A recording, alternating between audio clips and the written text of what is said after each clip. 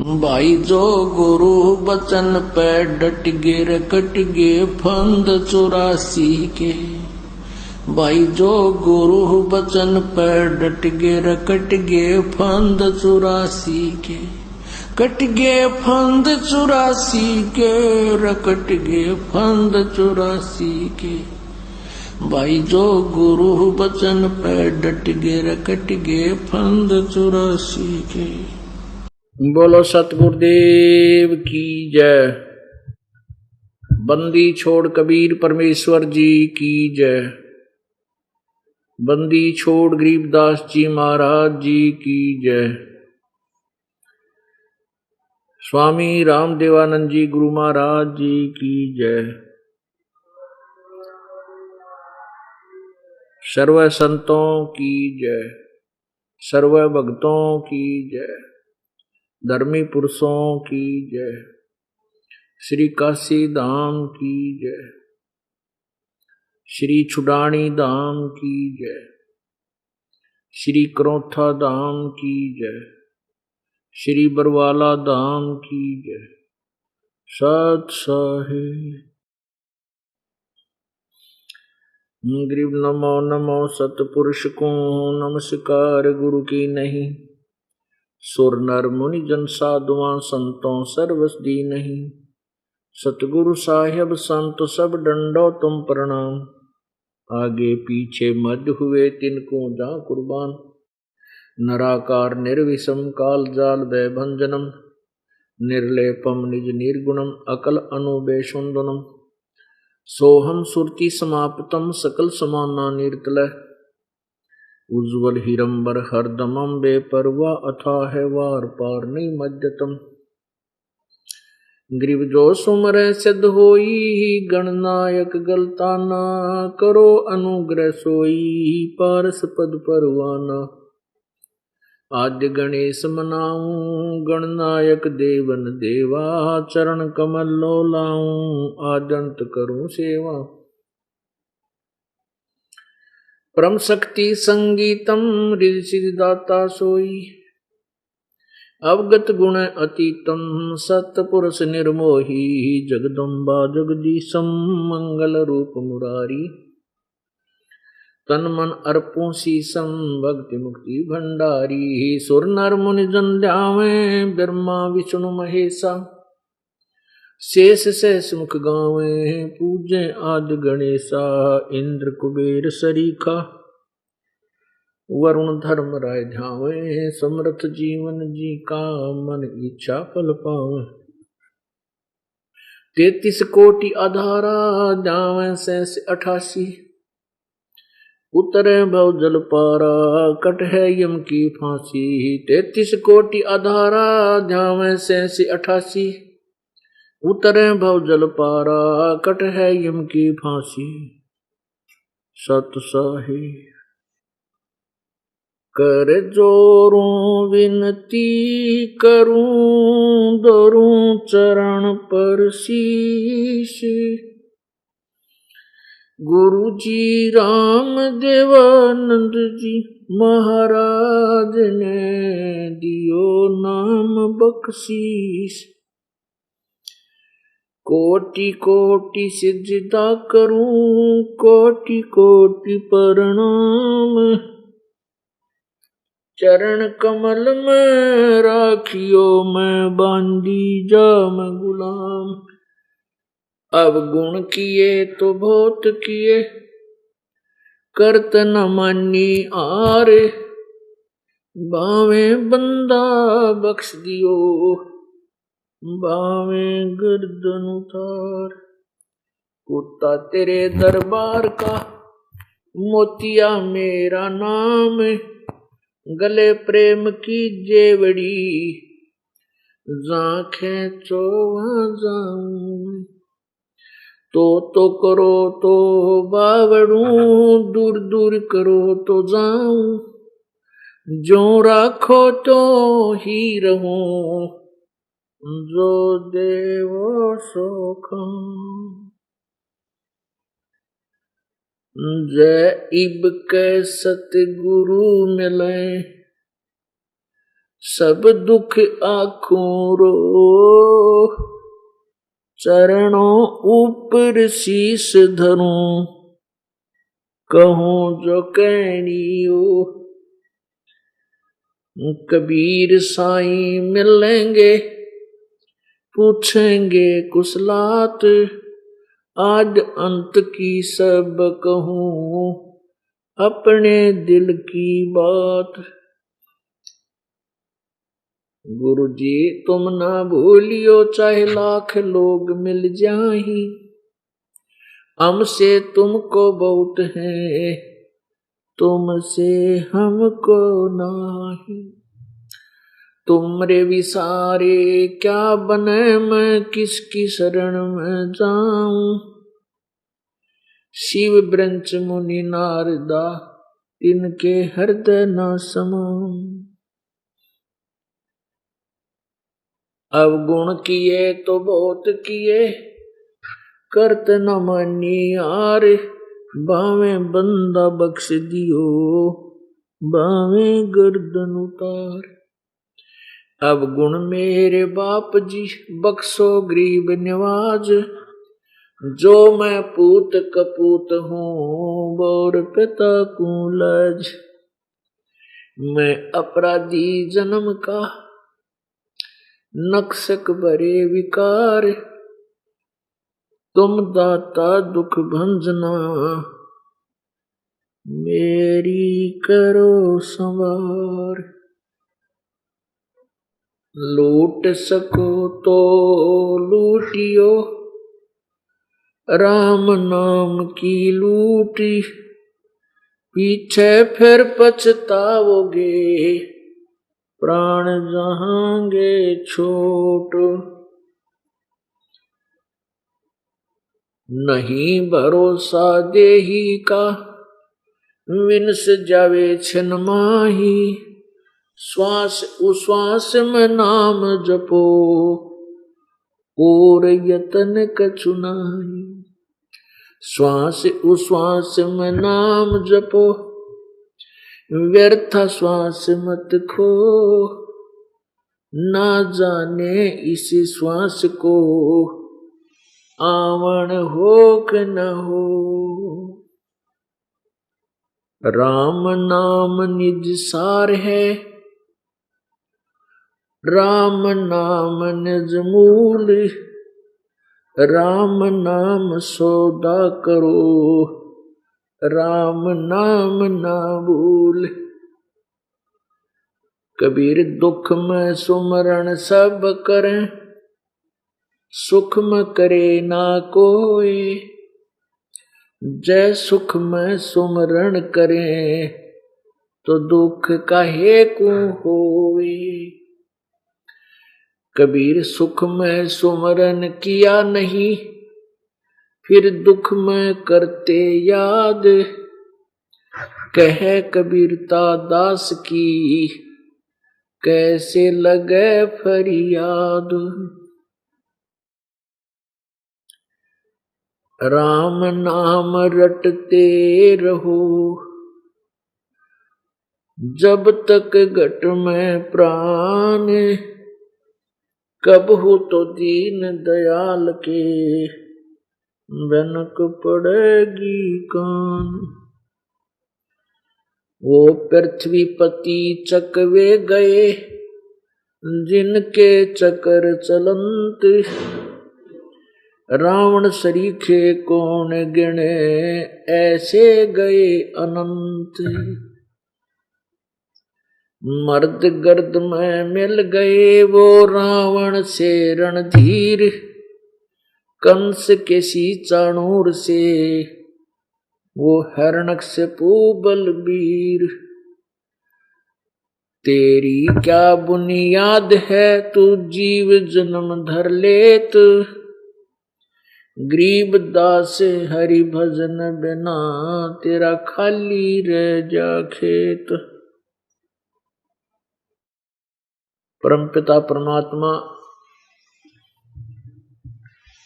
सर्व सृष्टि रचनहार कबीर देव कबीर परमेश्वर सारी सृष्टि के रचनहार, कुल मालिक, इस काल के लोक में प्रवेश करते हैं, अपने सतलोक से चलकर आते हैं। यहाँ के स्वामी, यहाँ के प्रभु ब्रह्म ने, यहाँ के प्रभु काल रूपी ब्रह्म ने पूरे मानव समाज को शास्त्र विरुद्ध साधना पर आरूढ़ किया हुआ होता है। परमात्मा स्वयं आकर के, वो परमेश्वर पूर्ण ब्रह्म, परम अक्षर ब्रह्म कबीर देव स्वयं अपने सतलोक से चलकर आकर के इस काल ब्रह्म के द्वारा फैलाए गए आध्यात्मिक ज्ञान अज्ञान को समाप्त करते हैं और अपने तत्व ज्ञान, यथार्थ आध्यात्मिक ज्ञान, शास्त्र अनुकूल, शास्त्रोक्त सदग्रंथों में लिखा हुआ जो यथार्थ ज्ञान है, उससे जनता को परिचित कराते हैं। अपना ज्ञान वो स्वयं ही आकर के ठीक ठीक बताते हैं। इसी उद्देश्य से परमात्मा चारों युगों में आते हैं। एक युग में परमेश्वर का एक विशेष नाम विख्यात होता है, सुप्रसिद्ध रहता है।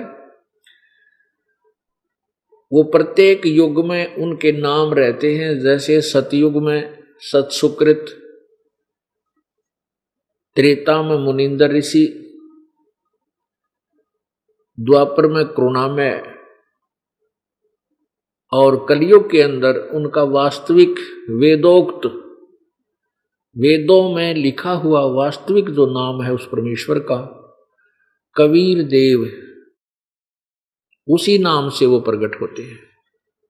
कबीर देव ये परमात्मा का शरीर का नाम है, वास्तविक नाम है। जैसे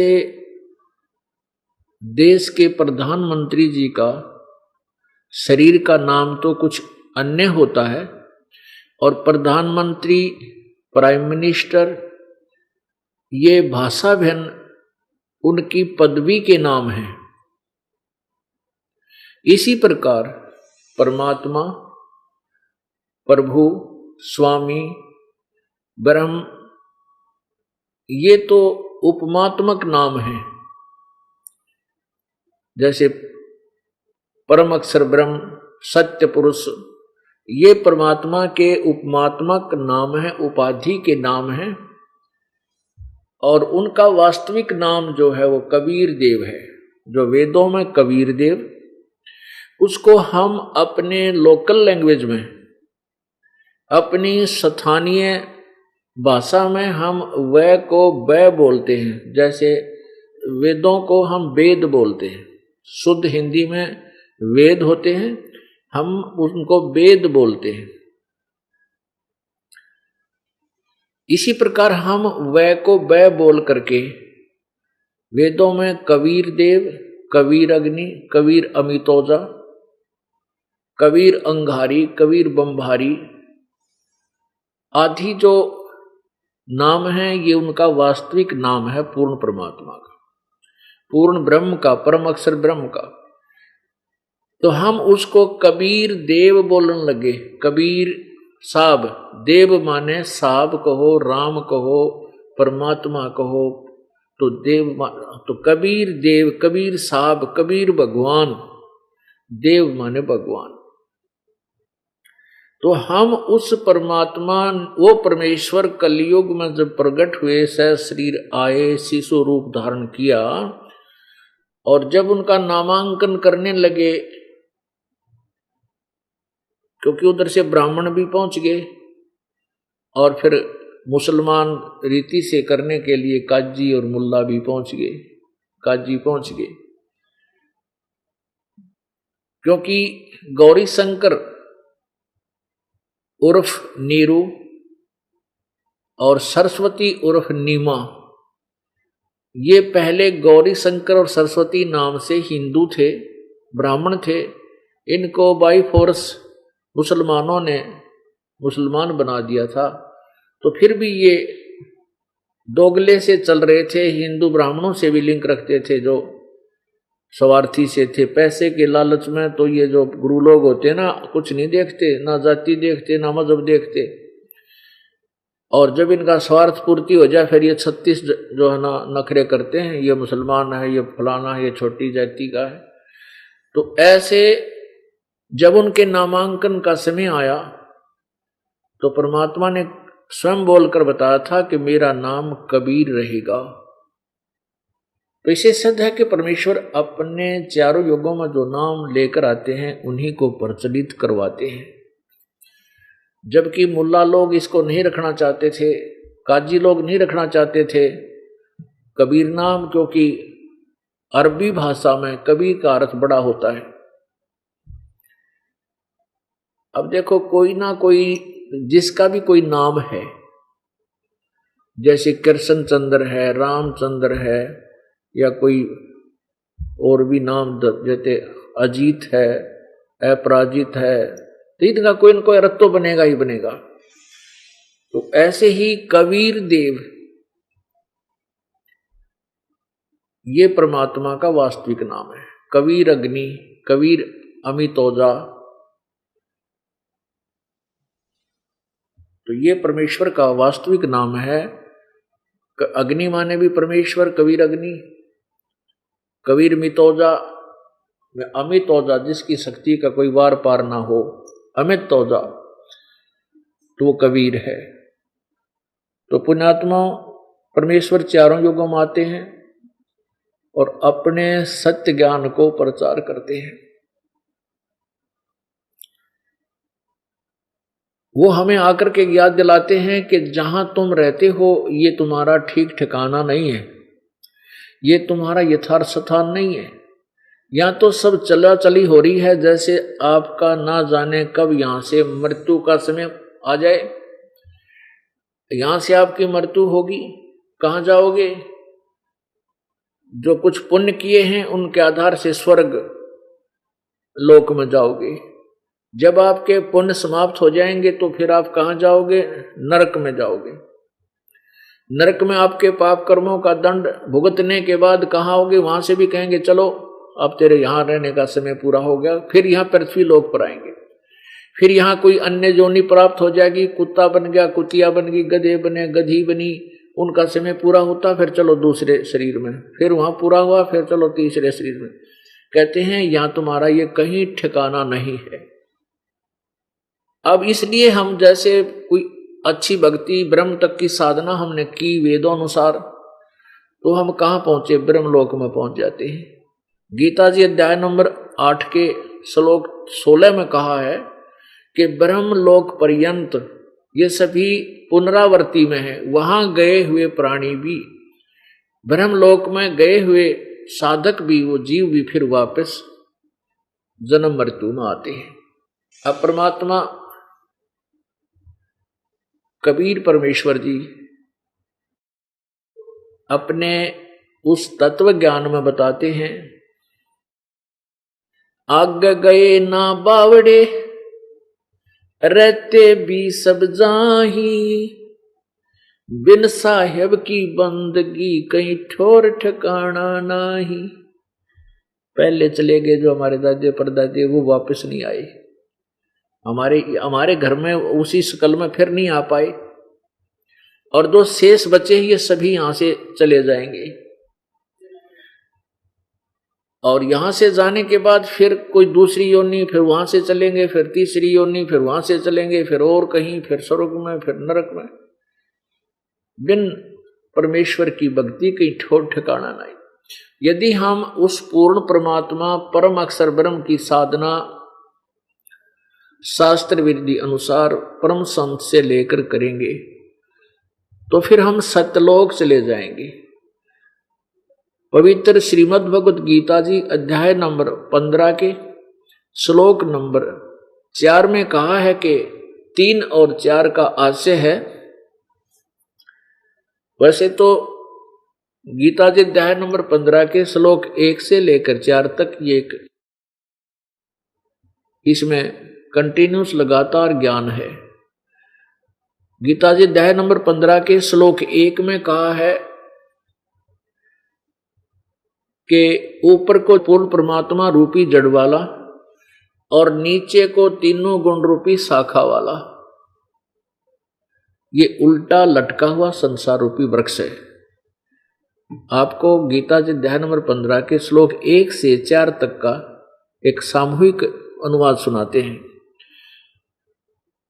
ऊपर को पूर्ण परमात्मा रूपी जड़ वाला और नीचे को रजगुण ब्रह्मा सतगुण विष्णु तमगुण शिवजी रूपी तीनों गुण रूपी शाखा वाला, ये उल्टा लटका हुआ संसार रूपी वृक्ष है।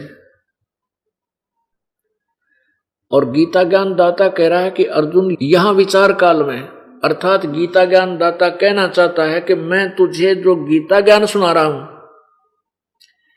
इसमें मैं आपको कंप्लीटली नहीं बता पाऊंगा, पूर्णतः नहीं बता सकता इस पूरी सृष्टि रचना के बारे में, यानी संसार रूपी वृक्ष के बारे में। भाई ये कहाँ इसकी स्टार्ट है, किसने किया है, तो मैं इसको पूरा नहीं बता पाऊंगा।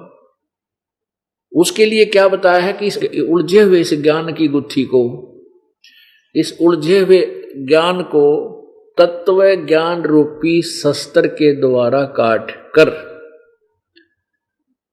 उसके पश्चात उस परमेश्वर के परम पद की खोज करनी चाहिए, जहां जाने के बाद ये प्राणी लौटकर फिर संसार में नहीं आती, अर्थात फिर कभी जन्म और मृत्यु नहीं होती, पूर्ण मोक्ष हो जाता है। और जिस परमेश्वर ने सारी सृष्टि का, सर्व ब्रह्मांडों का, संसार रूपी वृक्ष की रचना की है, वो उसी परमात्मा की मैं शरण हूं, गीता ज्ञान दाता कहता है।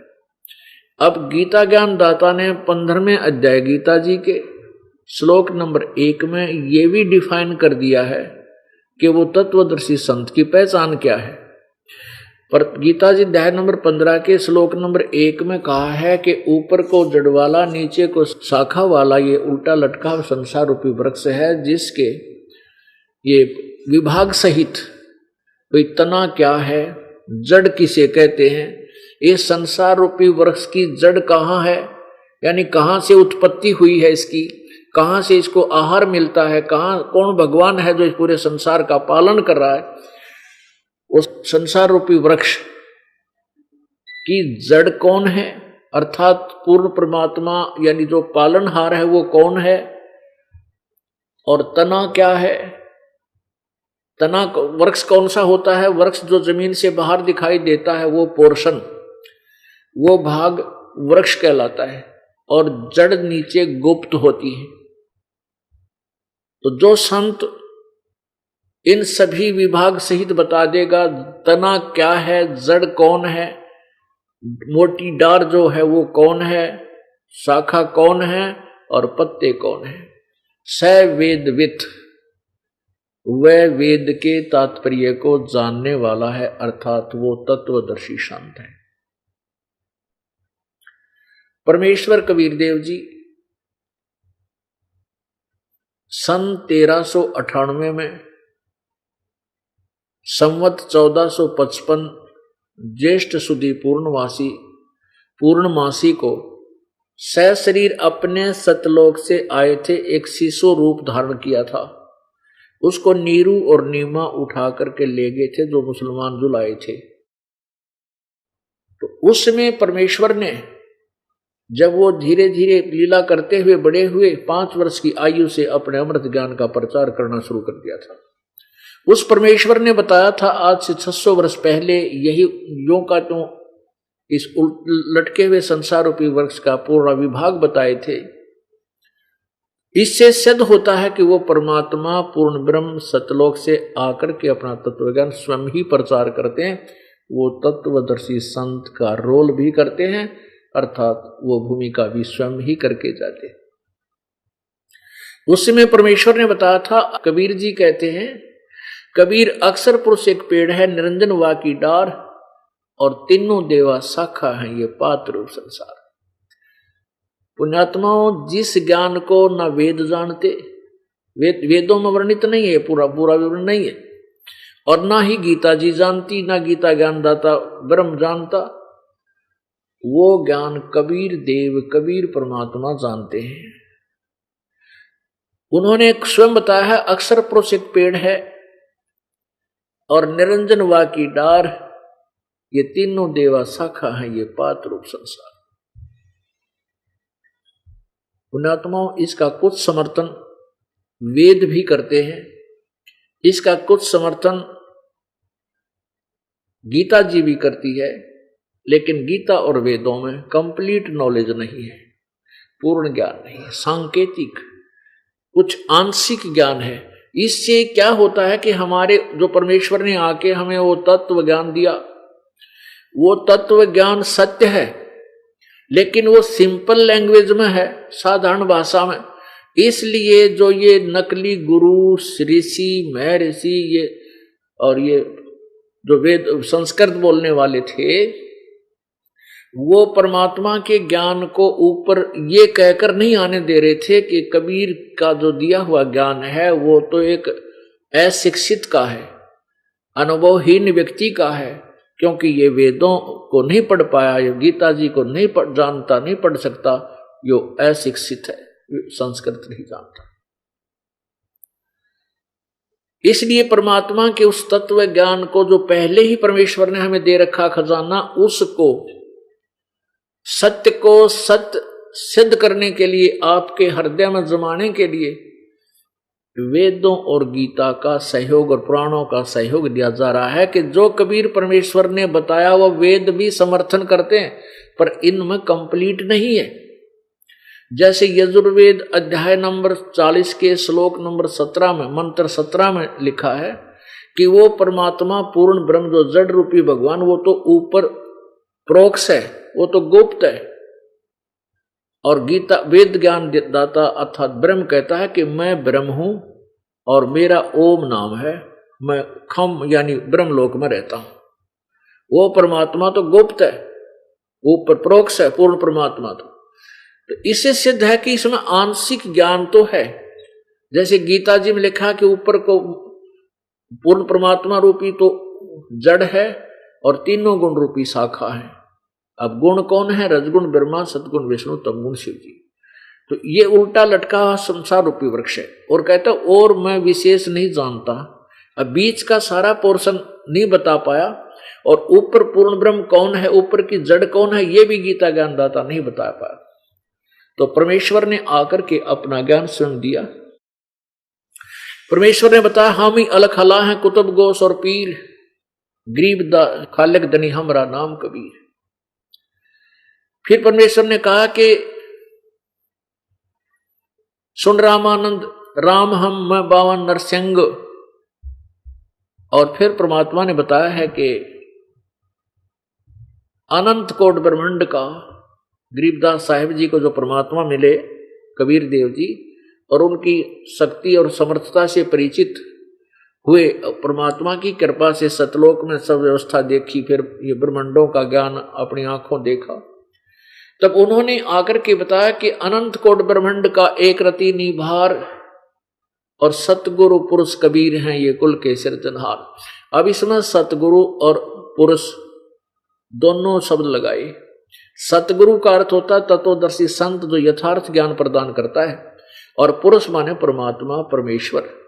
सतगुरु पुरुष कबीर हैं, वो परमेश्वर जो तत्वदर्शी संत रूप धारण करके आते हैं वो कबीर हैं।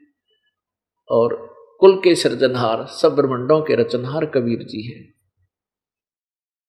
और स्वयं परमात्मा कहते हैं ए स्वामी सृष्टा में, सृष्टा माने सारी सृष्टि का रचनहार, और सृष्टि मेरे तीर, ये पूरे असंख्य ब्रह्मांड मेरे आधार हैं, मेरी ही पावर से चल रहे हैं।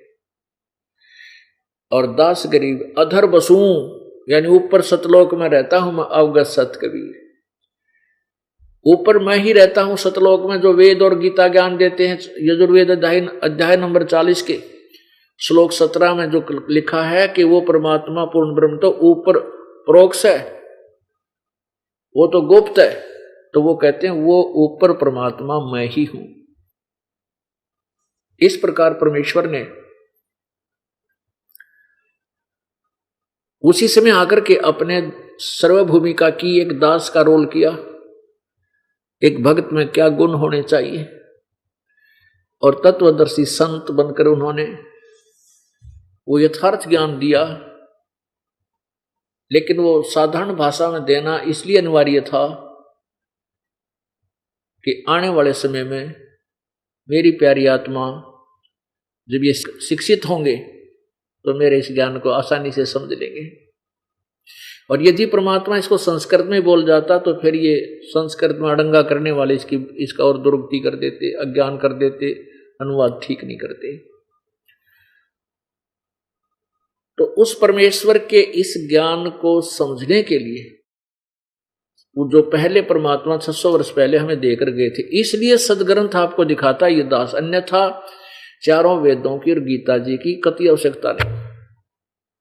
क्योंकि जो इनमें निष्कर्ष है वो सारा कबीर वाणी में परमात्मा के द्वारा दिए हुए अपने मुख्य ज्ञान में एज इट इज वर्णन है।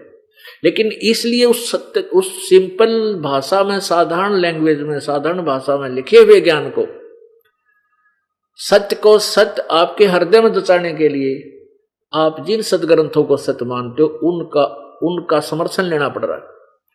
और जब आपके हृदय में ये सत्य जच जाएगी कि कबीर जी ने जो कहा वो सत्य है, तो फिर हमने उस साधारण भाषा वाले ज्ञान में जो भी हमें क्रियाएं मिली हैं, जो साधना आपको दी गई है, केवल वो साधना करनी है।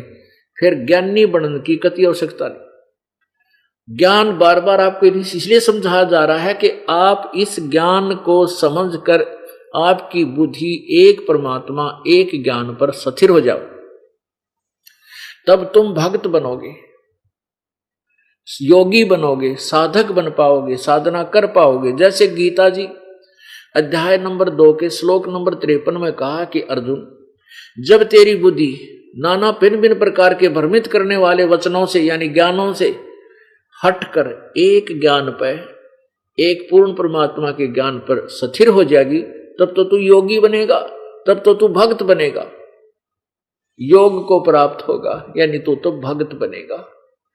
तो पुण्यात्माओं, आपको भक्त बनाने के लिए ये ज्ञान रह कर समझाया जा रहा है। और ये सदग्रंथ आपके समक्ष प्रोजेक्टर के माध्यम से, ये सीडी डीवीडी बना करके, वीडियो फिल्म बना करके आप तक पहुंचाए जा रहे हैं, ताकि आप सब शिक्षित हो गए हो। अब ये बिचली पीढ़ी प्रारंभ हो चुकी है।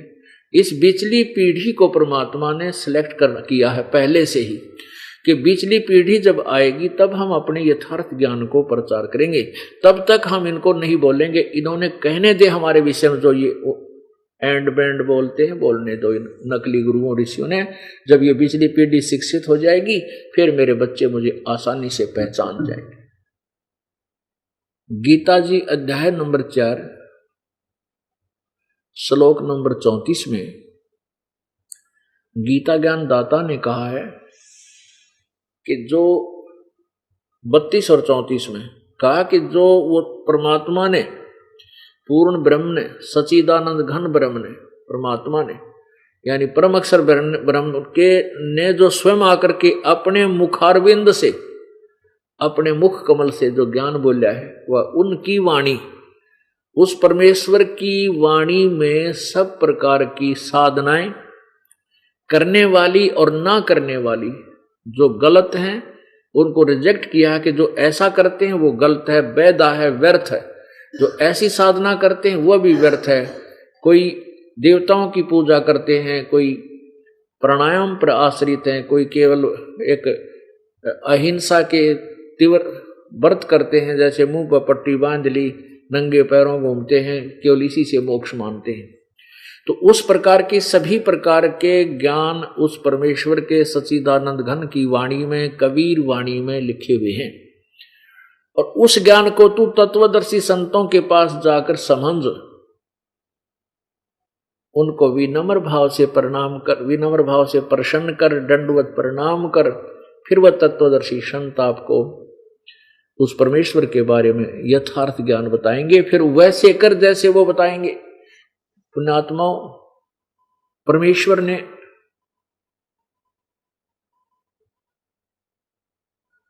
अपनी महिमा आप ही बताई थी, और अब उसी का समर्थन ये सभी ग्रंथ सदग्रंथ दे रहे हैं जिनको हम सदग्रंथ मानते थे। और जो इन सदग्रंथों वेदों और गीता में इनकम्प्लीट छोड़ दिया है कि गीता ज्ञान दाता कहता है कि उस पूर्ण परमात्मा के विषय में मैं परिचित नहीं हूं, उसका पूर्ण ज्ञान विधि भक्ति की विधि मुझे प्राप्त नहीं है। तो उन तत्वदर्शी संतों के पास उसकी जानकारी प्राप्त करो। और वो तत्वदर्शी संत कैसा होगा, वो कैसी क्या ज्ञान देगा, वो परमात्मा की वाणी में लिखा होगा। जैसे गीता ज्ञान दाता ने अपनी विधि बता दी, अपनी साधना बता दी, अध्याय नंबर 8 के और श्लोक नंबर 13 में कहा कि मेरा एक ओम नाम है मुझ ब्रह्म का। ओम इति एक अक्षरम ब्रह्म व्यवहारन माम अनुसमरण यह प्रयाति तजंदेहम सयाति परमाम गति। मेरा मुझ ब्रह्म का केवल एक ओम अक्षर है और इसका अंतिम श्वास तक ये उच्चारण करके सिमरण करना होता है। और जो इसका अंतिम श्वास तक इसका सिमरण करता है तो वो मेरे वाली परम गति को प्राप्त होता है। अपनी परम गति को, अपनी गति को गीता जी अध्याय नंबर 7 के श्लोक नंबर 18 में स्वयं ही अनुत्तम लिखा है कि ये सभी ज्ञानी आत्मा हैं तो उदार, क्योंकि ये परमात्मा पाने के लिए समर्पण है, अपने जीवन की भी परवाह नहीं करते हैं। ये कुछ भी साधना करवा लो, चाहे लाखों वर्ष इनको कितना कठिन तप करवा लो, ये करने को तैयार है। लेकिन ये सब सभी ज्ञानी आत्मा हैं तो उदार, परंतु ये मेरे वाली अनुत्तम गति में ही आश्रित हैं, मेरे वाली घटिया साधना में लगे हैं। अपनी साधना को घटिया व्यर्थ क्यों बताया, अनुत्तम क्यों कहा? क्योंकि ब्रह्म की साधना करने वाले ब्रह्मलोक में जाते हैं और ब्रह्मलोक 8वें अध्याय के 16वें श्लोक में लिखा कि ब्रह्मलोक तक भी जन्म मृत्यु में ही रहते हैं। इसलिए गीता जी अध्याय नंबर 18 के श्लोक नंबर 62 में कहा कि अर्जुन तू सर्वभाव से उस परमात्मा की शरण में जा, उसकी कृपा से तू परम शांति और शाश्वत स्थान यानी सत्यलोक सदा रहने वाले स्थान पर को प्राप्त होगा। अब पुण्यात्मा गीता जी अध्याय नंबर 8 के 5 और 7 श्लोक में कहता है कि मेरी साधना कर और युद्ध भी कर तो मुझे ही प्राप्त होगा। फिर गीता जी अध्याय नंबर 8 के श्लोक नंबर 8, 9, 10 में किसी और पूर्ण परमात्मा परम अक्षर ब्रह्म के विषय में जानकारी बताई है कि उसकी साधना जो करते हैं उस देव पुरुष परमेश्वर की, वो मंत्र वो तत्वदर्शी संत बताएंगे, तो उनके साधना करने वाला उसको प्राप्त होता है और मेरी साधना करने वाला मुझे प्राप्त होता है। वो सच्चिदानंद घन ब्रह्म कौन है उसके विषय में गीता जी अध्याय नंबर 8 के मंत्र नंबर 1 में अर्जुन ने गीता ज्ञान दाता प्रभु से पूछा कि हे भगवान, हे पुरुषोत्तम, क्योंकि अर्जुन उसे पुरुषोत्तम मान रहा था गीता ज्ञान दाता को।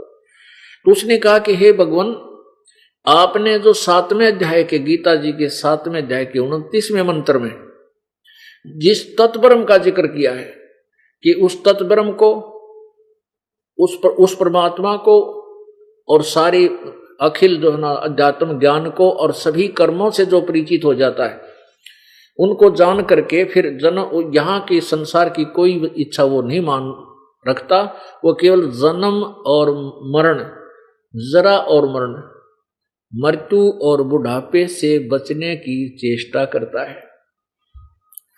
तो वो कौन है वो तत्ब्रह्म? गीता जी अध्याय नंबर 8 के मंत्र 1 में श्लोक 1 में कहा है, प्रश्न किया अर्जुन ने, किम तत्ब्रह्म पुरुषोत्तम, वो तत्ब्रह्म कौन है? तो गीता ज्ञान दाता ने उसका उपाधि बताई है 3रे मंत्र में 8वें अध्याय के 3रे श्लोक में कि वो परम अक्षर ब्रह्म है।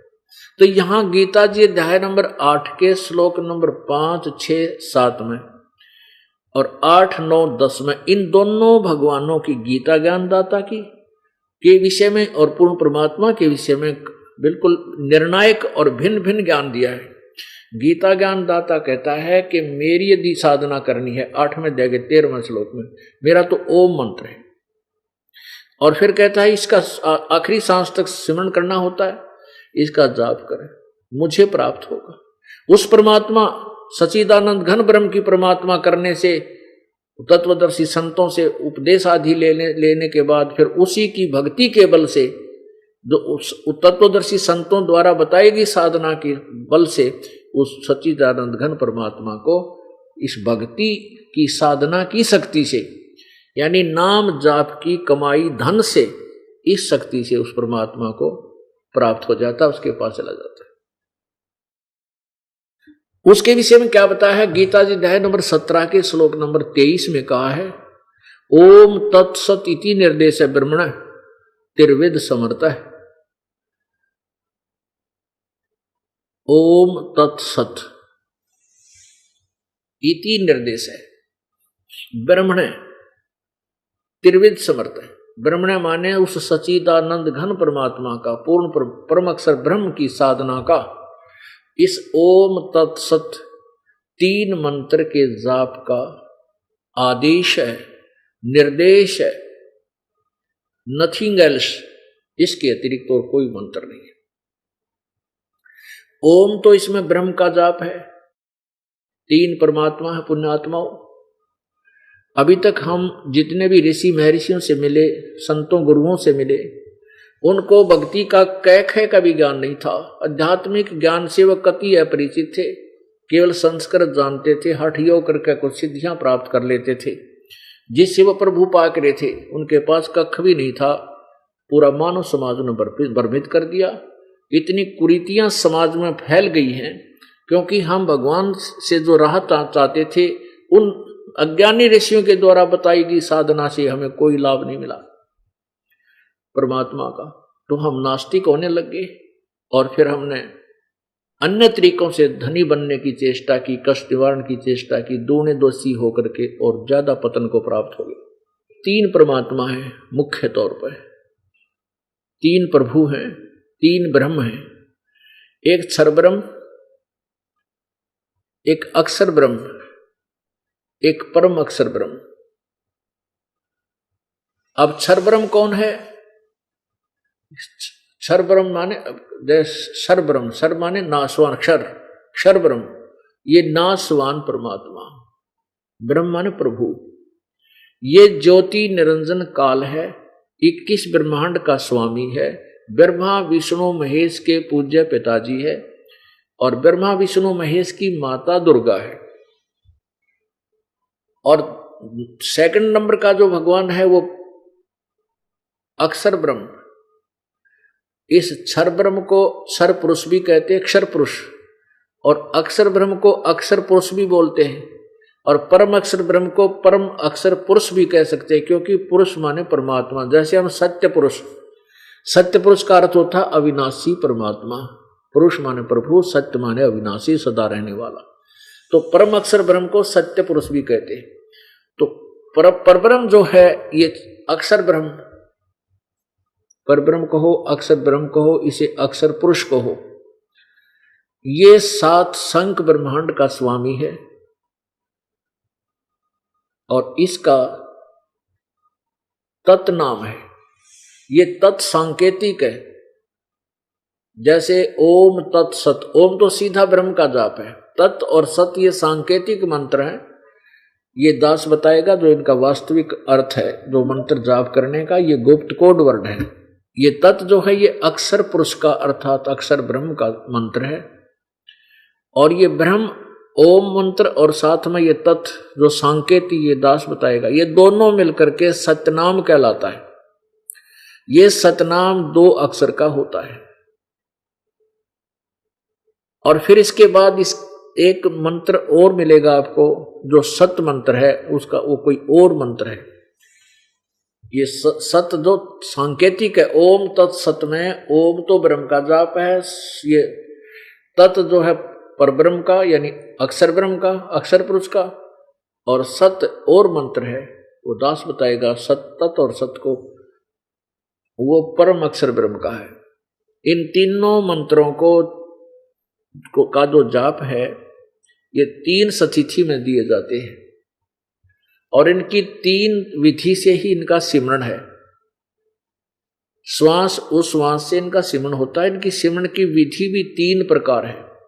इसीलिए इस मंत्र से पूर्ण मोक्ष होगा और जहां जाने के बाद ये प्राणी फिर लौटकर संसार में कभी नहीं आएगा। अब अन्य ऋषि, अन्य जो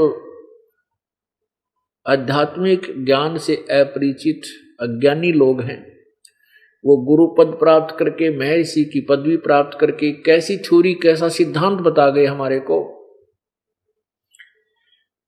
जैसे राधा स्वामी पंथ, धन धन सतगुरु पंथ, ये जय गुरुदेव वाला पंथ, ये एक ही कुएं का पानी है।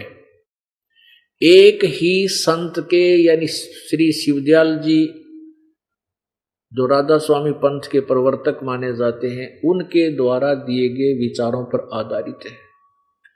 और श्री शिवदयाल जी को भक्ति का कै खे का भी पता नहीं था, जिससे इतना बड़ा राधा स्वामी पंथ और उसकी एक ब्रांच धन धन सतगुरु सच्चा सौदा जो सिरसा में, और एक और नरी ब्रांच जो जय गुरुदेव वाले आगरा में, इतने जीव भ्रमित कर दिए। और उस जहां से ये पंथ चला उसने कै खे का भी पता नहीं था भक्ति का। अब ये प्रकरण चला तो इसलिए थोड़ा सा आपको विवरण दिखाना पड़ेगा, ताकि बुद्धिमान प्राणी अब शिक्षित हैं, अपनी आंखें देख लें कि वो के बांडा करते थे, कैसे भ्रमित करके वो कितने अज्ञानी लोग थे वह, जिनके नाम पर आज दुनिया इकट्ठी हो रही है। अब ये देखिएगा, यह है सारवचन, एक किताब है, पुस्तक है, जो स्वामी शिवदयाल जी महाराज के अपने मुखारविंद से उच्चारित वचनों का संग्रह है। ये देखो, ये है सारवचन राधा स्वामी नसर यानी वार्तिक। और ये कहाँ से छपी है? ये है राधा स्वामी सारवचन राधा स्वामी नसर यानी वार्तिक, जिसको कि परम पुरुष, अब ये जानते पड़िए परम पुरुष ये कौन है? परम पुरुष शिवदयाल जी, जहाँ से जिससे राधा स्वामी और धन धन सतगुरु और जय गुरुदेव वाले पंथ बने हैं। परम पुरुष पूर्ण धनी स्वामी जी महाराज ने जुबान मुबारक से फरमाया, और जो बाइज्जत राधा स्वामी ट्रस्ट छापी गई। राधा स्वामी ट्रस्ट ने इसको छापा है। कोई भी साहब बिना इजाजत के इस पोथी को नहीं छाप सकते। मुद्रक है दी कोरोनेशन प्रेस, छिल्ली ईंट रोड आगरा से। और ये छपाया किसने है? ये प्रकाशक हैं राधा स्वामी ट्रस्ट, स्वामी बाग, राधा स्वामी बाग आगरा से छपा है। ये भाग 1 है। राधा स्वामी दयाल की दया, राधा स्वामी साहे, खुलासा उपदेश हजूर स्वामी राधा स्वामी साहब का। ये उन्होंने अपनी स्वामी शिवदयाल जी ने बोला है। ये देखिएगा वचन 1 और वचन 2। वचन 1 में नीचे लिखा कि सिर्फ काम इतना है कि इंसान यानी मनुष्य अपनी सूरत यानी रूह को अपने खजाने और निकास यानी मुकाम सतनाम और राधा स्वामी में पहुंचे। और पुण्यात्मा देखो, यहां तो इन्होंने राधा सतनाम और राधा स्वामी को स्थान बताया। मुकाम माने स्थान। ये देखिएगा, यहां तो स्थान बता रहे हैं, सतनाम और राधा स्वामी को पहुंचे। यानी सिर्फ काम इतना है कि इंसान यानी मनुष्य अपनी सूरत यानी रूह को उसके खजाने और निकास यानी मुकाम सतनाम और राधा स्वामी में पहुंचावे। मुकाम माने स्थान, स्थान सतनाम और राधा स्वामी में सुरत पहुंचा दे। आगे देखो 3 नंबर में क्या लिखा है। ये प्रश्न नंबर 2 के ऊपर है। सारवचन राधा स्वामी वार्तिक पे भाग 1। अब 3 पृष्ठ पर देखना और वचन नंबर वो 2 था, 3 में क्या लिखा कि जितने आचार्य यानी आचार्य गुरु और महात्मा और अवतार और पैगंबर हर एक मजहब में हुए, वे सब अपने अभ्यास के जोर से अंतर में तरफ मुकाम असली के चले, पर सब के सब धुर स्थान तक नहीं पहुंचे। सो बहुत से तो मंजिल पहली पर और कोई दूसरी मंजिल पर, और कोई बिरले साध और प्रेमी मंजिल तीसरी तक पहुंचे। सिर्फ संत मंजिल 5वीं, देखिए अज्ञानियों का के बकवाद गढ़ रखिए, मंजिल 5वीं यानी सतनाम पर, और कोई बिरले मंजिल 8वीं यानी राधा स्वामी तक पहुंचे। अरे तेरा गजब हो।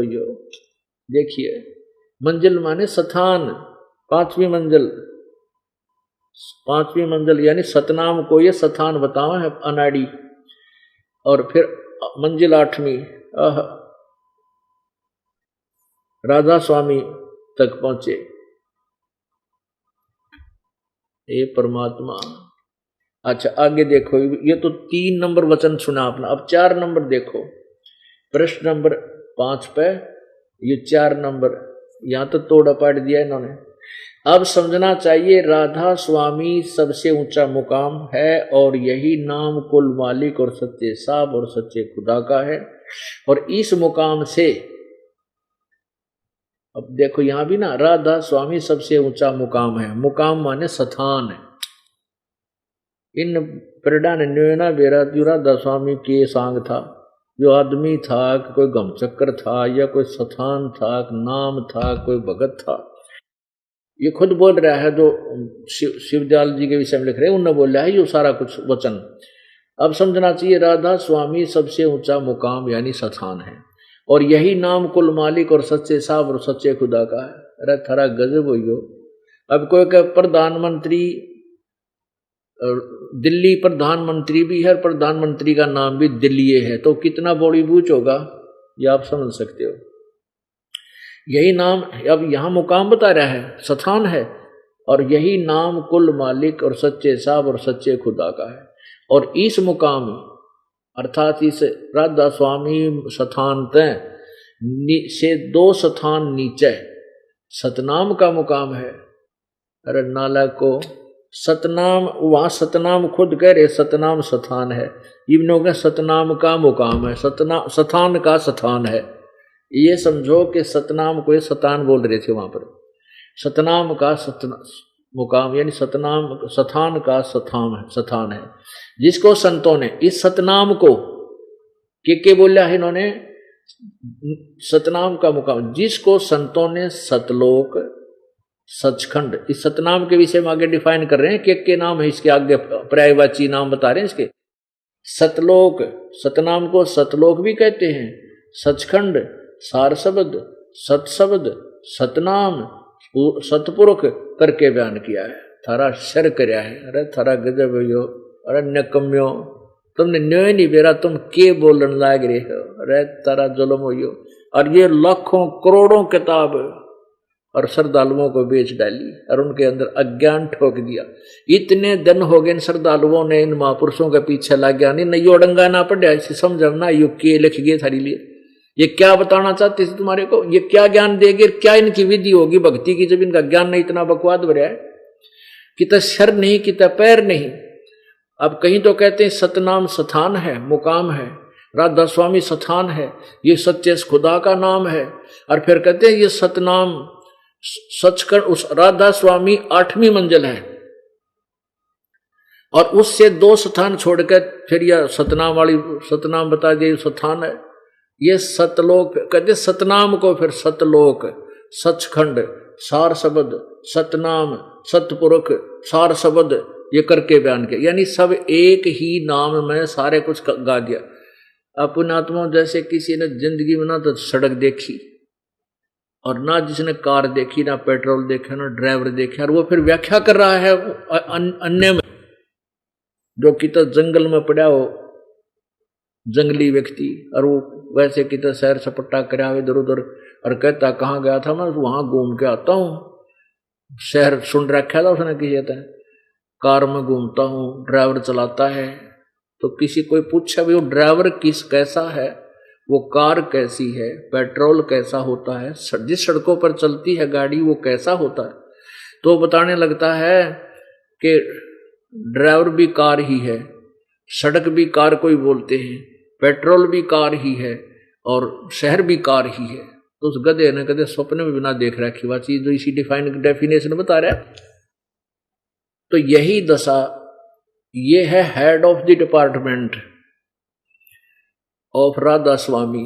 राधा स्वामी का सबसे मुखिया ये प्रवर्तक के ये विचार हैं। तो इन जय गुरुदेव वाला दौरा, इन धन धन सतगुरु दो आना दौरा के टट्टू होगा बता, ये दुनिया को गुमराह करें बैठे, उसी को ये प्रमुख मान कर आगे चल रहे हैं। अब जिस मुखिया को ज्ञान नहीं, जैसे हम कबीर पंथी हैं और हमारे कबीर परमात्मा ने जो ज्ञान दिया हम उसका अनुसरण कर रहे हैं, हम उनके अनुयायी हैं। यदि हमारे कबीर साहब का ज्ञान ही गलत होता तो हम किसे अनुयायी थे, किसे कैसे वो थे। अब उस परमेश्वर का ज्ञान एथेंटिक है, सब वेद और गीता उसका समर्थन कर रहे हैं, इसलिए हमारा जो मार्ग है वो सत्य है। और ये जो राधा स्वामी, धन धन सतगुरु, और ये जितने एक वो कृपाल जी एक और बना रखा था ठाकुर जी महाराज भी, नरी दुनिया ने बर्बाद करके मर गया, 92 होगा तो वैसे मेरा वो बाईपास सर्जरी हुई उसकी, इतना बड़ा ऑपरेशन 6 महीना पाछे फिर मृत्यु को प्राप्त हो गया। तो पुण्यात्मा ये भ्रमित कर दिए काल ने। ये अच्छी आत्माएं थी जो इनके हेड ऑफ द डिपार्टमेंट बने हैं, जैसे ये राधा स्वामी के जो मुखिया थे शिवजाल जी, ये पिछले जन्म की पुण्य कमाई थी इनकी। जब तक वो कमाई चली तो कुछ एक को लाभ भी हुआ उनकी वचन शक्ति से, फिर वह बैटरी डिस्चार्ज होगी, फ्यूज हो गए, फिर भूत बनाई। और कौन? ये शिवदयाल जी भूत बने, प्रेत बने, मोक्ष तब बहुत दूर की बात है। राधा स्वामी के जो मुखिया थे शिवदयाल जी, ये पिछले जन्म की पुण्य कमाई थी इनकी। जब तक वो कमाई चली तो कुछ एक को लाभ भी हुआ उनकी वचन शक्ति से, फिर वह बैटरी डिस्चार्ज होगी, फ्यूज हो गए, फिर भूत बनाई। और कौन? ये शिवदयाल जी भूत बने, प्रेत बने, मोक्ष तब बहुत दूर की बात है। तो जब जिस साधना को शिवदयाल जी अर्थात परम धनी हजूर जी महाराज करया करते थे, उस साधना के करने से वो प्रेत बने, तो उस साधना को करने वाले धन धन राधा स्वामी पंथ वाले, धन धन सतगुरु पंथ वाले, और ये जय गुरुदेव पंथ वाले, और ये ठाकुर जी पंथ वाले, ये के बनेंगे? सावधानी से सोच लेना, वह दुर्गति होगी तो कितना ठिकाना नहीं मिलेगा तुम्हारे को, ना जाने कौन सी गंदी योनि में जन्म होगा। अब देखिएगा हजूर जी महाराज का की एक दुर्गति हुई। अब ये तो आपने पढ़ा आगरा से छपी पुस्तक, अब ये व्यास से छपी पुस्तक और देख लो। ये देखो, सार बचन राधा स्वामी वार्तिक हजूर स्वामी जी महाराज सत्संग, राधा स्वामी सत्संग व्यास, इसके प्रकाशक हैं जगदीश चंद्र सेठी, सेक्रेटरी राधा स्वामी सत्संग व्यास, डेरा बाबा जयमल सिंह, पंजाब, 16वां संस्करण।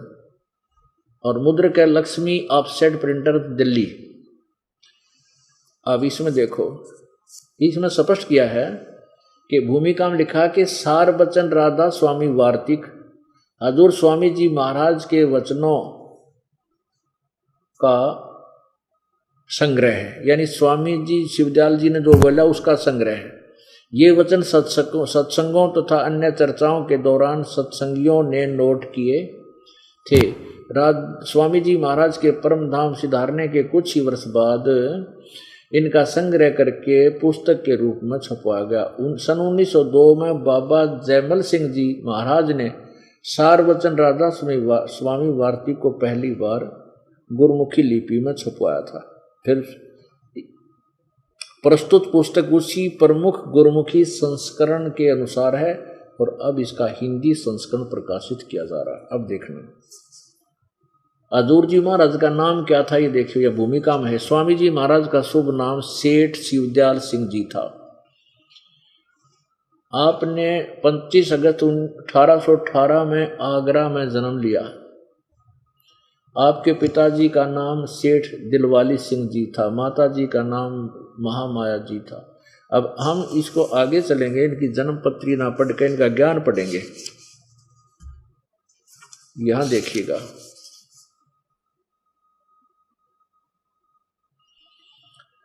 अब वो जो का तो लेख है, राधा स्वामी दयाल की दया, स्वामी राधा स्वामी सहाय, खुलासा हजूर उपदेश हजूर राधा स्वामी साहब का, वही ये प्रथम वचन है। ये प्रथम वचन, सिर्फ काम इतना है कि इंसान यानी मनुष्य अपनी सूरत यानी रूह को उसके खजाने और निकास यानी मुकाम सतनाम और राधा स्वामी में, मुकाम का सतनाम और राधा स्वामी ये दोनों को मुख में पहुंचावे। अब ये पृष्ठ 13 पे था, ये अब 14 पे देखो, कितने आचार्य और महात्मा अवतार पैगंबर हर एक मजम हुए, वे सब अपने अभ्यास के जोर से अंतर में तरफ मुकाम असली के चले, पर सब के सब धुर स्थान तक नहीं पहुंचे। बहुत से तो मंजिल पहली पर और कोई कोई दूसरी मंजिल पर, कोई बिरले साधक और प्रेमी मंजिल तीसरी तक पहुंचे, और सिर्फ संत मंजिल 5वीं यानी सतनाम। अब ये सतनाम 5वीं मंजिल, अर्थात ये स्थान प्रमाणित कर रहे हैं कि 5वीं मंजिल जो है ये स्थान, मंजिल 5वीं यानी सतनाम, और कोई बिरले संत 8वीं मंजिल पे यानी राधा स्वामी पर पहुंचे। वो थारा गजब भैया, सिद्ध हो गया कि ये राधा स्वामी को यहाँ मंजिल यानी स्थान बोल रहे हैं, सतनाम को भी स्थान बोल रहे हैं। अब पढ़ियो ये चौथा वचन जिसमें तोड़ पाड़ रखा है इन्होंने, भाग 1 पृष्ठ 15 पे, ये व्यास से प्रकाशित है। अब समझना चाहिए राधा स्वामी पद सबसे ऊंचा मुकाम है। देख आड़े झूठ बोल रहे, ये नहीं मेरा, तुम क्या बांडन लग रहे हो, और थारा गजब भैया। और फिर ने कहे यही नाम कुल मालिक और सच्चे साहब का, सच्चे खुदा का है। यानी दिल्ली एक राजधानी है, सबसे सर्वोपरि हमारा स्थान भारत का। और फिर समझना चाहिए कि प्रधानमंत्री का नाम भी दिल्ली ही है। इनका ये कहने का तात्पर्य समझो आप। आगे देखो, अब आपने पहले तो पढ़ा वो प्रसंग, वो बुक जो राधा स्वामी बाग आगरा से छपी थी, अब व्यास से छपी हुई क्या पढ़ रहे हो, इसको ध्यान से पढ़ो। अब समझना चाहिए राधा स्वामी पद सबसे ऊंचा मुकाम है, और यही नाम कुल मालिक और सच्चे साहब और सच्चे खुदा का है। राधा स्वामी में तो काट दिया रोग, स्थान का नाम भी राधा स्वामी और भगवान का नाम भी राधा स्वामी।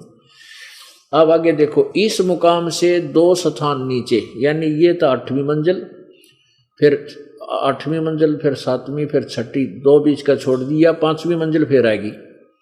2 स्थान छोड़ के यानी 5वीं मंजिल सतनाम का मुकाम है। अब मंजिल वहां तो इसको स्थान बता रही, सतनाम का स्थान है, या कोई तुक बड़ा कोई सेंस भी नहीं बनती इनके इस सेंटेंस की। सतनाम का मुकाम है।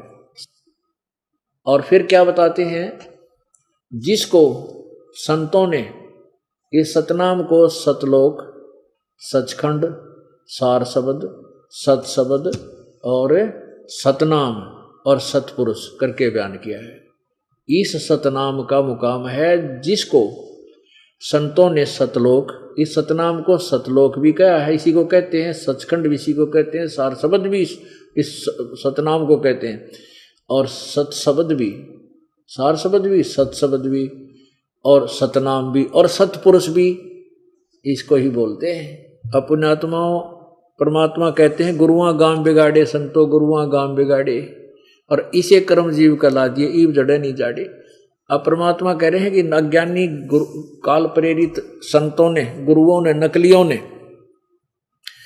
ऐसा जुल्म कर दिया कि भोली आत्माओं को उल्टे उल्टे ज्ञान में कति रंग दिया।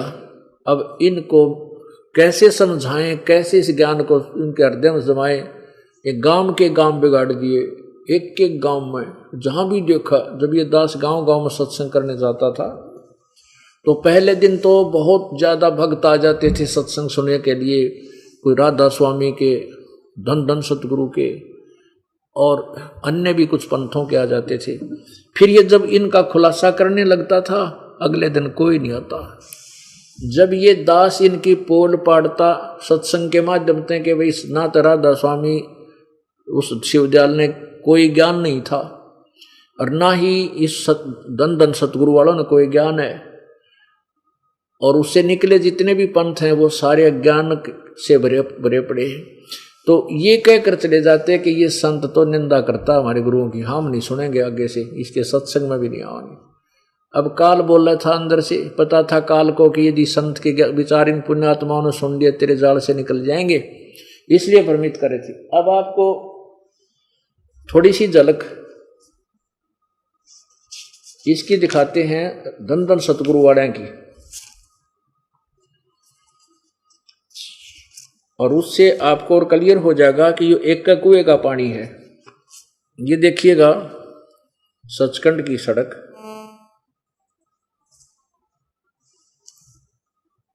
सचखंड की सड़क है या धन धन सतगुरु तेरा ही आसरा। और ये पहला भाग पहला, और दासन दास हजूर महाराज सतनाम सिंह जी, डेरा सच्चा सौदा, सिरसा, हरियाणा से छपी है। इसके पृष्ठ नंबर 226 पर देखो, ये 226 पृष्ठ है। इन्होंने ये राधा स्वामी यानी शिवदयाल वाले के द्वारा बनाई गई ये वाणी, इसको बोला है और आगे इसका अनुवाद किया है। ओहो, ये देखो, उसी को सतनाम, सचखंड, सतशब्द और सार शब्द कहा है। किसको? सतपुरुष, सतलोक को, सचखंड को। ये देखिएगा त्रिलोकी सथूल, ये है अलख अलख अनामी आया सारे देश छोड़ के जी, छोड़ के मैं आया तेरे लिए प्यारे देश छोड़ के। त्रिलोकी यानी सथूल, सूक्ष्म और कारण, यह सारी रचना काल निरंजन ने की है। संतों का देश सचखंड या सतलोक है। अब देखो ये बिल्कुल ठीक है, सचखंड का देश, संतों का देश सचखंड या सतलोक है, ठीक है। और वही सतपुरुष या आदि पुरुष का स्थान है, ठीक। यह वह अजर अमर अविनाशी और सदा एक रस है। वहाँ चैतन्य ही चैतन्य है और प्रकाश ही प्रकाश है। नीचे पिंड तक की कुल रचना का आदि और अंत है। और वही अभी सतलोक को, इस सचखंड को क्या कहते हैं? वही अंत, आदि और अंत है, वही है। उसी को, इस सतलोक को सतनाम, सतशब्द और सार शब्द कहा जाता है ना, एक कुएं का पानी। अब इन्होंने थोड़ी सी चतुरता कर दी कि ये कबीर परमात्मा की वाणी पढ़कर सतपुरुष या आदि पुरुष का स्थान है ये सतलोक, और ये अजर अमर अविनाशी है, सदा एक रस है। और वहां चैतन्य ही चैतन्य है। अभी चैतन्य क्या है? चेतनता ही चेतनता है, चेतनता, प्रकाश ही प्रकाश है, और कुछ नहीं है, बस प्रकाश ही प्रकाश है। और उसको क्या कहते हैं? सचखंड यानी सतलोक को सतनाम कहते हैं, सत शब्द भी कहते हैं और सार शब्द भी कहा है। अब इसे सिद्ध हो गया कि ये एक कुएं का पानी है। चाहे मटके का नाम, वो घड़े का अलग अलग नाम रख दिया है। अब पुण्यात्मा, जब तक हम स्वयं इस तत्वज्ञान से परिचित नहीं होंगे तब तक ये अज्ञानी संत ऋषि महर्षि अपना ढोला बनाए रहेंगे, हमारे को नए चक्कर में डाले रहेंगे। अब हम खुद समझेंगे इस ज्ञान को, सदग्रंथ हमारे पास है। और उन संतों ने जो अज्ञान ठोक रखा था वो उनके अनुभव की भूख हमारे पास है, निर्णय कर लेंगे, अपना सतमार्ग ग्रहण करके अपना कल्याण करवाएंगे। अब उस शिवद्वार जी की के दुर्गति हुई वो दिखाता हूँ आपको। इस गल साधना न करके जो इतना बड़ा टोल, इतना जन समुदाय, बड़ी आत्मा उसके पीछे लगी है।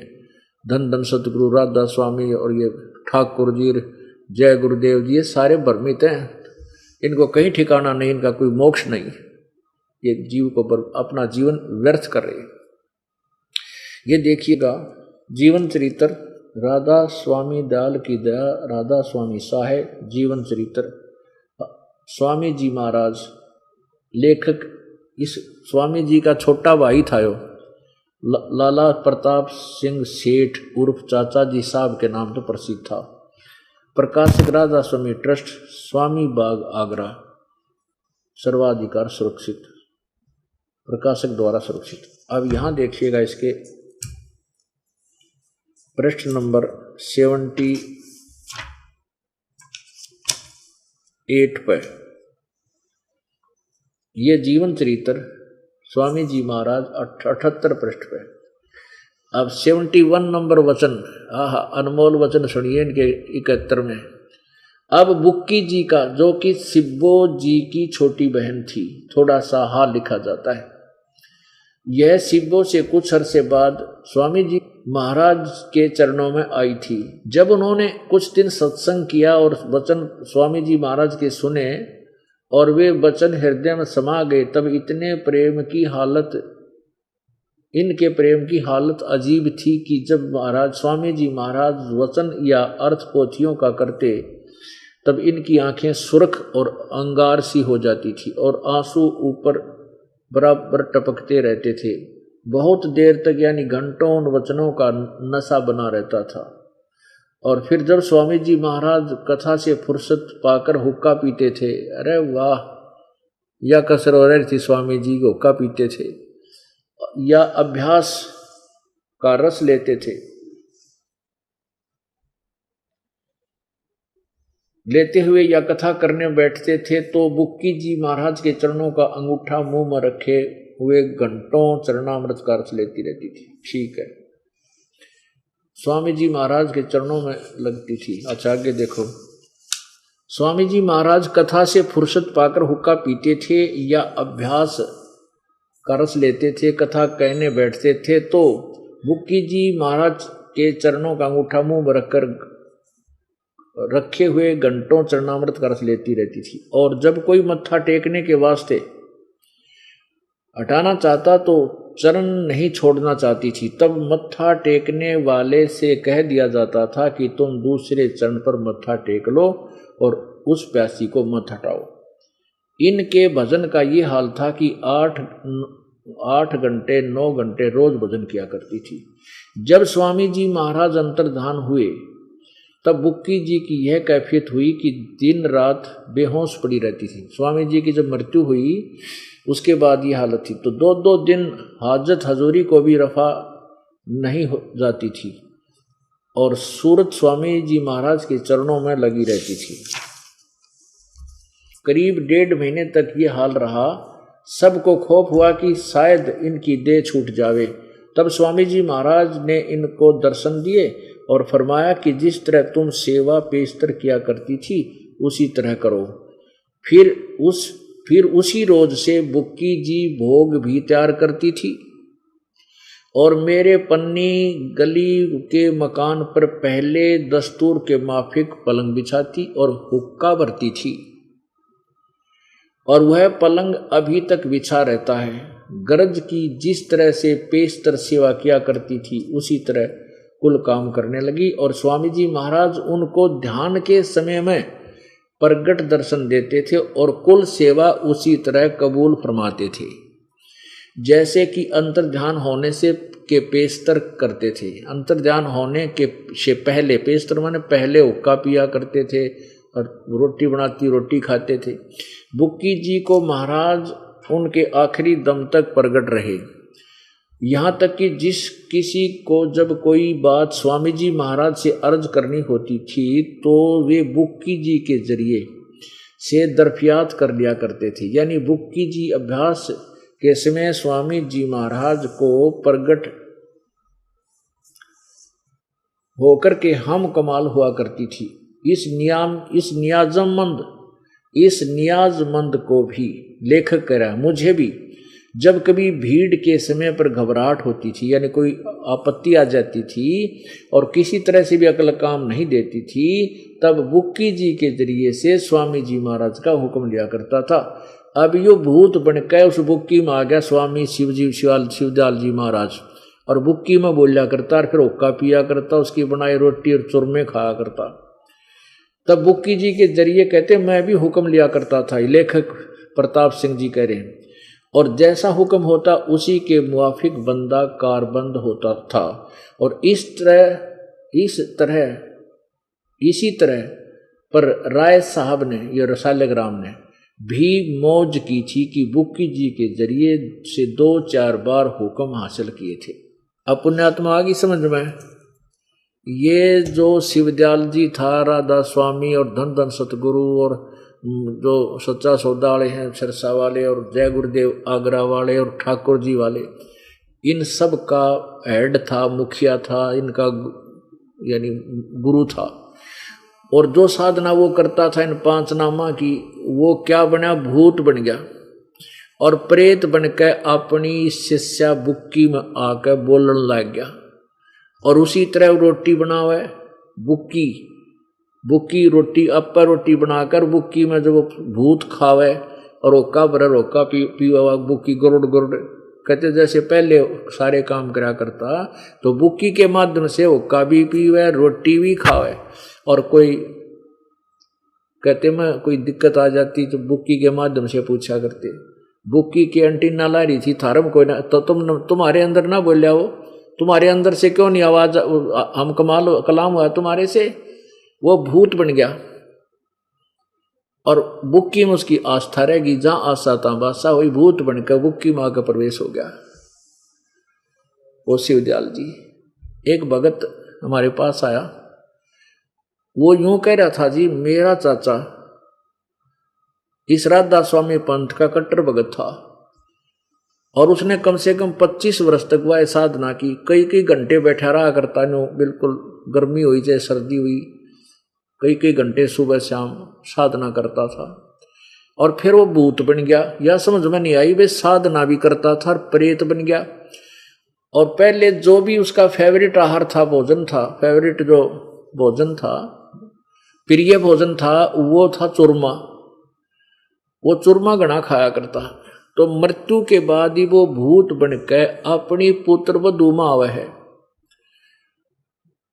और कई बार ऐसा उसके अंदर से बोल कर इसी भविष्यवाणी कर देता है कि तुम्हारा ऐसे होगा, और वो सही हो जाता है। और फिर वो चूरमा बनवाता, और जो उसकी पूरी क्रिया ना करते थे नो कहे तुम्हारा नाश कर दूंगा, तुम अब मेरा ये नहीं करोगे। तो अब आपकी शरण में कबीर परमेश्वर की रजा था। अब उस चाचा तो पीछा छूटा और राधा स्वामी थे, वो भूत बनकर अपनी पुत्र वधू में बोल रहे। मैंने उसको बता, भले आदमी वो तो भूत बना था, उनका हेड ऑफ द डिपार्टमेंट भूत बन रहा है, वो बुकिंग बोल रहा है। तो यो तो पुण्यात्माओं कबीर परमेश्वर की कृपा से ये सत साधना जो दास आपको बतावेगा कल्याण हो सके, ना तो सब आपको गुमराह करे बैठे हैं, अपना भी जीवन नष्ट कर गए वो, और आपके जीवन को नष्ट करने का ठेका ले रहे थे, और तुम्हें भी उसी रास्ते पर भेज दिया। अब इससे वापस आओ पुण्यात्माओं। कई भ्रम पैदा कर दिए इन अज्ञानी संतों ने, कहते हैं गुरु नहीं बदलना चाहिए, गुरु नहीं बदलना चाहिए। अरे कमाल की बात करते हो। अब गुरु क्या चीज होती है? गुरु एक टीचर होता है। जैसे अध्यापक जो होते हैं, शिक्षक जो अक्षर ज्ञान कराते हैं, शिक्षक वही अच्छा होता है जो अपने पाठ्यक्रम की किताबों से, बुक से, सिलेबस, अपनी बुक्स से ही सिलेबस लेकर के बच्चों की तैयारी करवावे, समझावे। जो पाठ्यक्रम से बाहर का ज्ञान देता है, आउट ऑफ सिलेबस, इधर उधर की बकवास बच्चों को सुनाता रहता है, तो वो टीचर ठीक नहीं। वो शिक्षक ठीक नहीं, वो तो दुष्शत्रु है उन विद्यार्थियों को, उनके भविष्य का नाश कर रहा है। ऐसे ही ये जितने भी संत पंथ में ऋषि और ये गुरु, इन पंथों के प्रवर्तक जो अपने पवित्र सदग्रंथों से अलग जो ज्ञान दे रहे हैं, उनसे बाहर बातें बता रहे हैं, उनसे अलग जो ज्ञान दे रहे हैं, वो शिक्षक ठीक नहीं थे, ये गुरु ठीक नहीं थे। अपुण्यात्माओं राधा स्वामी वाले क्या कहते हैं, ये धन धन सतगुरु वाले यानी जय गुरुदेव वाले कह लो, कहते हैं गुरु जो भी नाम दे दे उसी से पार हो जाता है। और फिर यहां तक कहते हैं कि वेद भी तो किसी ने बोले हैं, किसी ने लिखे हैं, गीता भी तो किसी ने लिखी है, व्यास जी ने लिखी है, पुराण भी तो व्यास जी ने लिखे हैं, तो वह भी तो इंसान ही थे। और जो हमारे शिवदाल जी ने जो वचन बोले हैं वो भी हमारे लिए तो वेदों जैसे हैं। ये स्वामी जी के वचन आपने पढ़े लिए, ये यह पुस्तक है सार वचन राधा स्वामी नसर यानी वार्तिक में, इन्हें कह का बिना बेरा, ये वेदों से भी अच्छे हैं, जो कहते हमारा ज्ञान तो वेदों से आगे का है। अब पुण्यात्मा इतने भ्रमित हो गया मानव समाज, और इनकी 2-2, 3-3 पीढ़ी गुजर गई, चले गए। जैसे राधा स्वामी पंथ, ये जैसे सन 1800 कुछ में इनका जन्म हुआ, कम से कम 125 वर्ष हो गए राधा स्वामी पंथ को चले।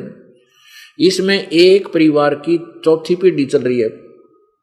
अब वो तो एक घेसी पेटी परंपरा बन गई, जैसे हम श्याम जी का जाया करते, हम तो वहीं उसी को मानते, तो ये भी राधा स्वामी की इनका एक परंपरा सी पड़ गई। वर्तमान के बच्चों ने इस चीज से कोई लेना देना नहीं, नो के हमारे दादाजी वहां जाते थे हम तो वहीं जाएंगे। तो ऐसे अब हमने दोबारा इसको पूरे आध्यात्मिक ज्ञान को पुनर्देखना होगा, समझना होगा। अब कहते हैं गुरु नहीं बदलना चाहिए। अब जैसे हमारे जन्म मरण का रोग लगा है और इस रोग का ट्रीटमेंट नहीं होगा, इतने दुख मिटे नहीं, चाहे हम यहाँ पर पूरी पृथ्वी के राजा बन जावा और चाहे हम देवता बन जाए स्वर्ग में, चाहे ब्रह्मा विष्णु महेश की पदवी पाले, कष्ट नहीं मिट सकता। तो ये रोग कटेगा कैसे? ये रोग कटे बिना हमें सुख नहीं हो सकता।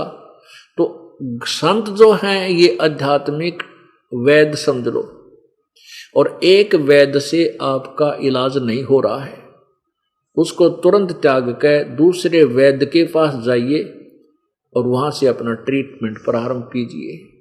अब जैसे क्या हुआ है, पुण्यात्मा कोई राधा स्वामी पंथ में कहते हैं मैंने 5 वर्ष 10 वर्ष नाम रखा, वहां रहा, उनकी साधना की कोई लाभ नहीं हुआ।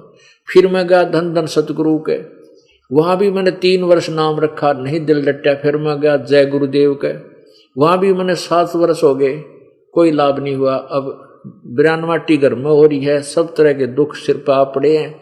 अब मेरा विश्वास उठ गया कि एक संत भी कहीं है या भगवान भी कोई है। पुण्यात्माओं, इन संतों के माध्यम से ये काल यही करवाना चाहता है कि मानव समाज नास्तिक हो जाए और फिर मेरे जाल में फंसा रहे, यहां से निकल ना पावे। उसने अपना पक्का काम कर रखा है। अब परमात्मा की कृपा से पूरा मानव समाज फिर नए सिरे से शिक्षित किया जाएगा, आध्यात्मिक ज्ञान से परिचित कराया जाएगा। जब इसका कल्याण होगा पूरे विश्व में शांति होगी।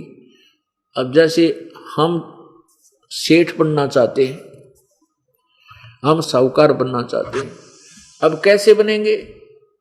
जब हम अपने प्रयत्न से सेठ और साहूकार, धनी या संकट से मुक्त नहीं होते, तो हम भगवान की आस करते हैं।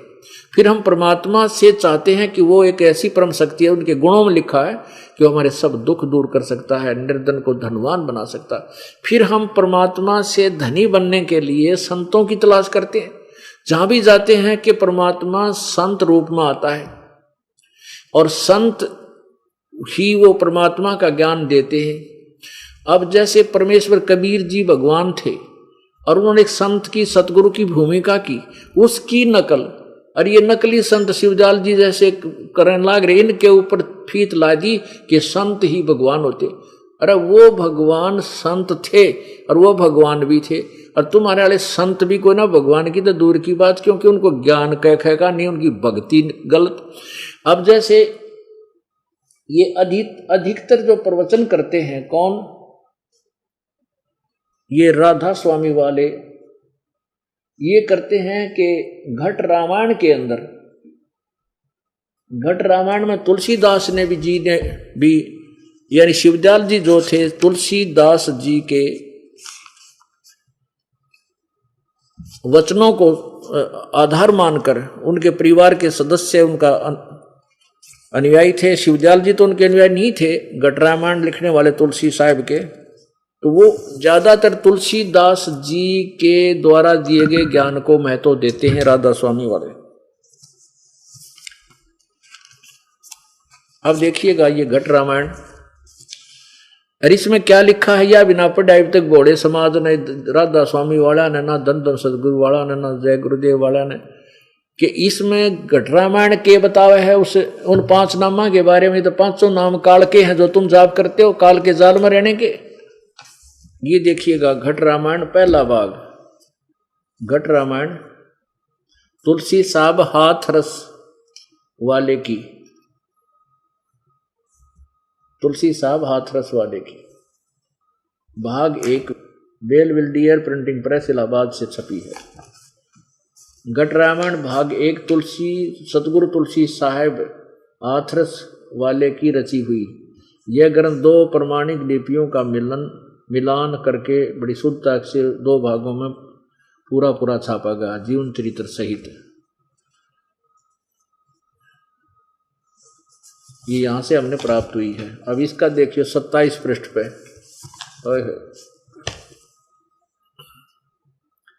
ये 27 पृष्ठ है, पिंड और ब्रह्मांड का भेद, पिंड और ब्रह्मांड का। अब क्या है, ये क्या बता रहे हैं, अंतर गुफा तहां चल जाऊं जहां साहेब के दर्शन पाऊं, 5 नाम जीव जब भाखा, छठा नाम गुप्त कर राख्या, 5 नाम काल के जानो, तब दानी मन शंका आनो, निर्गुण निराकार निर्वाणी, धर्म राई यो 5 बखानी, जीव नाम निज कह विचारी, जान बूझ दी दानी जख मारी।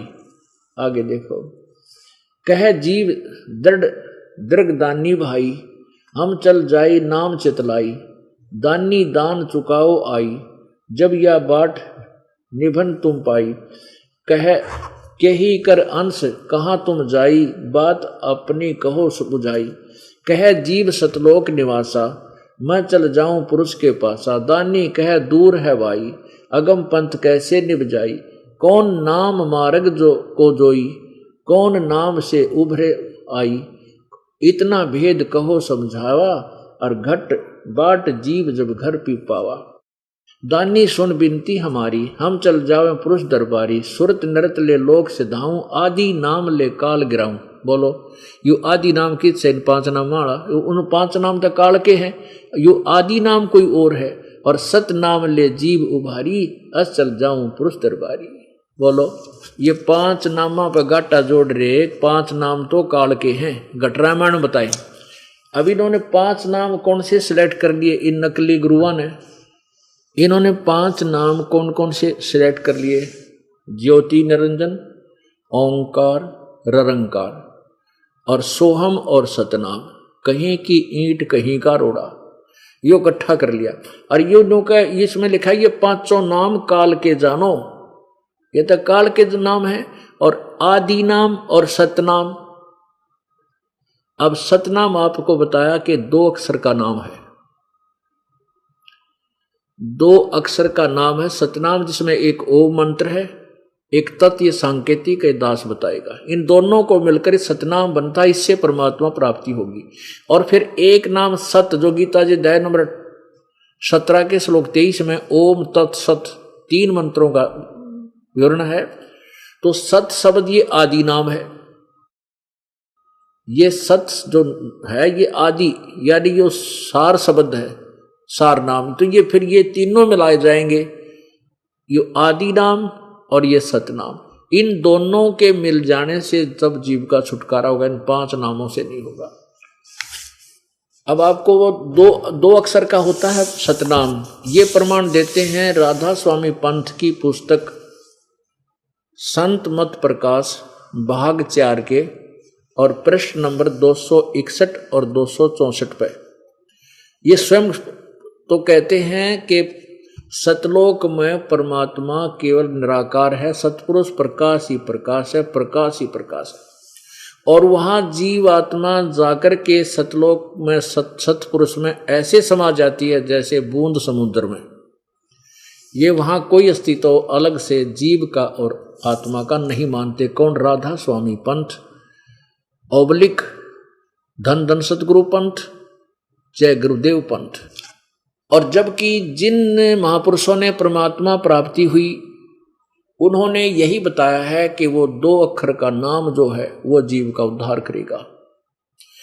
अब जो सावन सिंह जी महाराज थे, ये सावन सिंह जी महाराज जो थे, ये जयमल सिंह जी महाराज जो व्यास में जिन्होंने अलग से एक डेरा बनाया उनके उत्तराधिकारी थे। और सावन सिंह जी के शिष्य थे बिलोचिस्तानी सामस्ताना उर्फ खेमामल जी, जिन्होंने धन धन सतगुरु तेरा ही आसरा सच्चा सौदा सिरसा में पंथ चला। वो सावन सिंह जी के शिष्य थे। जय गुरुदेव वाले हैं जो मथुरा में हैं, जय गुरुदेव वाले मथुरा में हैं। ये भी आगरा से ही गोरेलाल जी के शिष्य थे, जो आगरा से ही निकला है ये पंथ। अब सावन सिंह जी के ज्ञान से धन धन सतगुरु सच्चा सौदा सिरसा और ये पूरा व्यास वाला जो समुदाय है जिसमें कृपाल सिंह और ठाकुर सिंह सारे आगे, इनके ज्ञान की पोल खुल जाएगी। अब आप देखो 261 पृष्ठ पे संत मत प्रकाश भाग 4 के सावन सिंह जी खुद गुरु नानक देव जी के गुरु ग्रंथ साहिब से गुरु नानक देव जी की पहला महला की वाणी का रेफरेंस देकर समझाने की चेष्टा करता है, जिसमें गुरु जी ने कहा है कि 2 अक्षर का भेद है। जो संत इसको 2 अक्षर का भेद बता देगा पूरा संत तत्वदर्शी संत होगा। आप देखिएगा, यह है संत मत हजूर महाराज सावन सिंह जी के सत्संगों का संग्रह, संत मत प्रकाश भाग 4 राधा स्वामी सत्संग व्यास। ये कहाँ से छपा है ये देखिएगा। इसके प्रकाशक हैं संत मत प्रकाश भाग 4 महाराज सावन सिंह जी।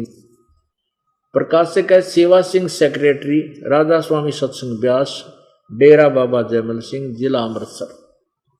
मुद्रक है Sartaj printing press, Tanda road, Joshi estate, Jalandhar. अब इसके 261 पृष्ठ पर आपको ले चलते हैं। ये देखिएगा भाग 4 और 261 पृष्ठ पे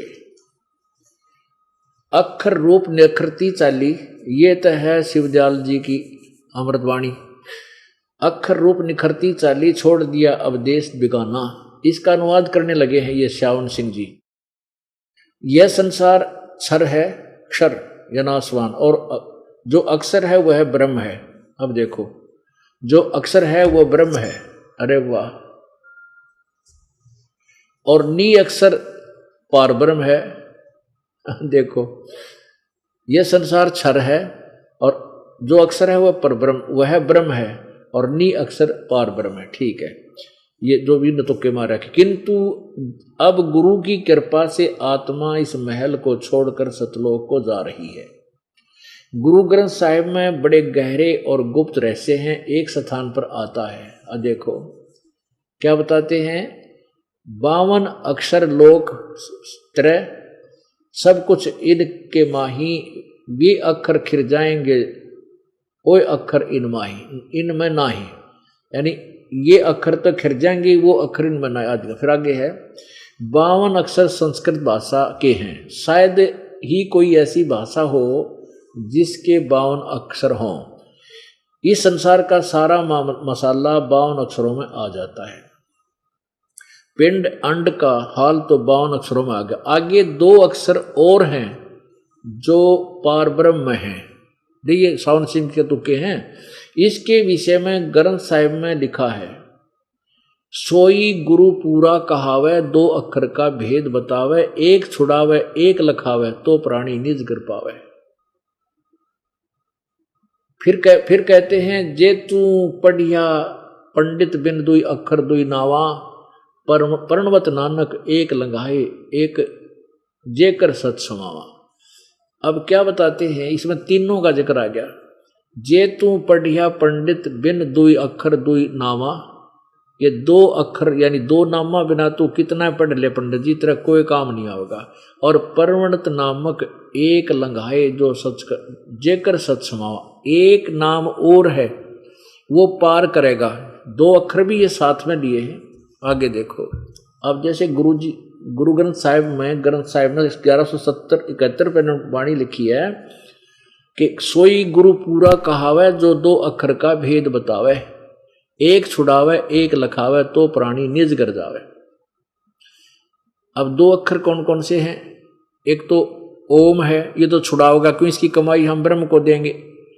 और एक परब्रह्म के निकट ले सतलोक में सतपुरुष के निकट ले जाएगा, दूसरा मंत्र जो तत्व है। और सत्य जो तीसरा मंत्र है, आगे देखिए खुद भी लिखते हैं,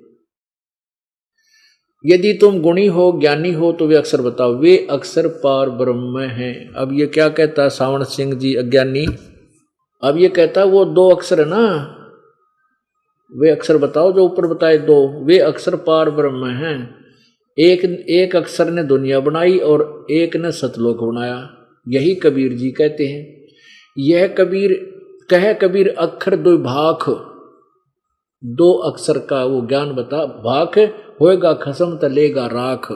अब ये भी आदि ग्रंथ में कबीर जी की वाणी लिखी है परमेश्वर की, कह कबीर अक्षर दो भाख, होएगा खसम तलेगा राख।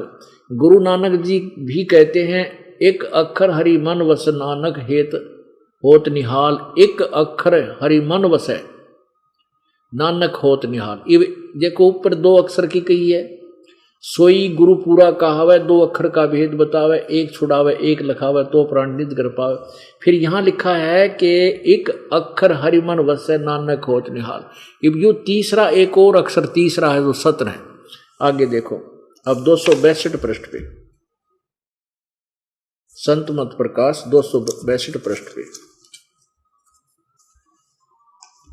एक स्थान पर फिर गुरु साहिब कहते हैं, वेद कपेत कतेब समृत सब शासत, इन पढ़ा मुक्त ना होई, एक अक्षर जो गुरुमुख जापै तिसकी निर्मल होई। एक अक्षर जो गुरुमुख गुरु जी से नाम लेकर पूर्ण संत से जपेगा उसको प्राप्ति परमात्मा की होगी।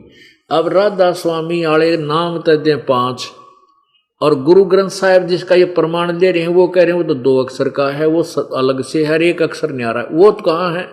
कहते वो तो पार ब्रह्म मिलेंगे, वो भूत बने पाछे मिलेंगे तुमने, अरे थारा गजब हुई।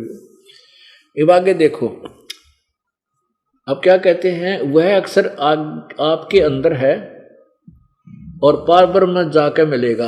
ऐ तेरा गजब हुई है, पार ब्रह्म में मिलेगा मेरे पास है। यह धर्म हमारा धर्म नहीं है, जाति हमारी जाति नहीं है, देश हमारा देश नहीं, हमारा देश सचखंड, हमारी जाति सतनाम। अरे वाह, ये जाति सतनाम होगी, वहाँ सत्थान बतावा था, सतलोक सचखंड सार शब्द सब कुछ वही है।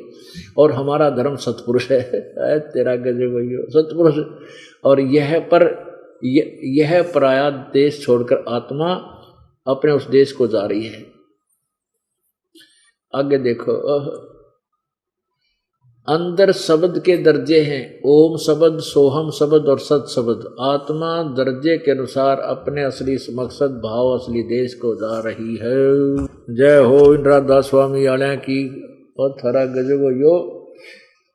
अब वो नाम भी लिख रहे हैं ये जो मालिक के हैं, चोरी चारी करके ना अपना विरय सांग के, क्योंकि ये जिस व्यक्ति ने लाल का नहीं पता और सोने की परख नहीं, उसका आगे कितना ढेर सारा सोना और लाल पड़े रहे, वो उनको ठुकरा देता है, लाल के गुण भी गाता है। अब ये हालत थी इन राधा स्वामी वाड़े हेड ऑफ द डिपार्टमेंट की, इन मुखियाओं की ये अधूरा ज्ञान था। और प्रमाण दे रहे हैं सही के वो दो अक्षर का नाम है जिससे पीछा छूटेगा है, और वही सतनाम। और ये जो तुलसीदास आथरस वाले गटरामायण में भी प्रमाण दे रहे हैं। उस नाम से मोक्ष होगा। तो ये दास ये बताना चाहता है कि जो संत आउट ऑफ सिलेबस अपने सदग्रंथों से बाहर पढ़ा रहा है वो मूर्ख है, दुनिया को का दोहना नाशक है भक्तों का।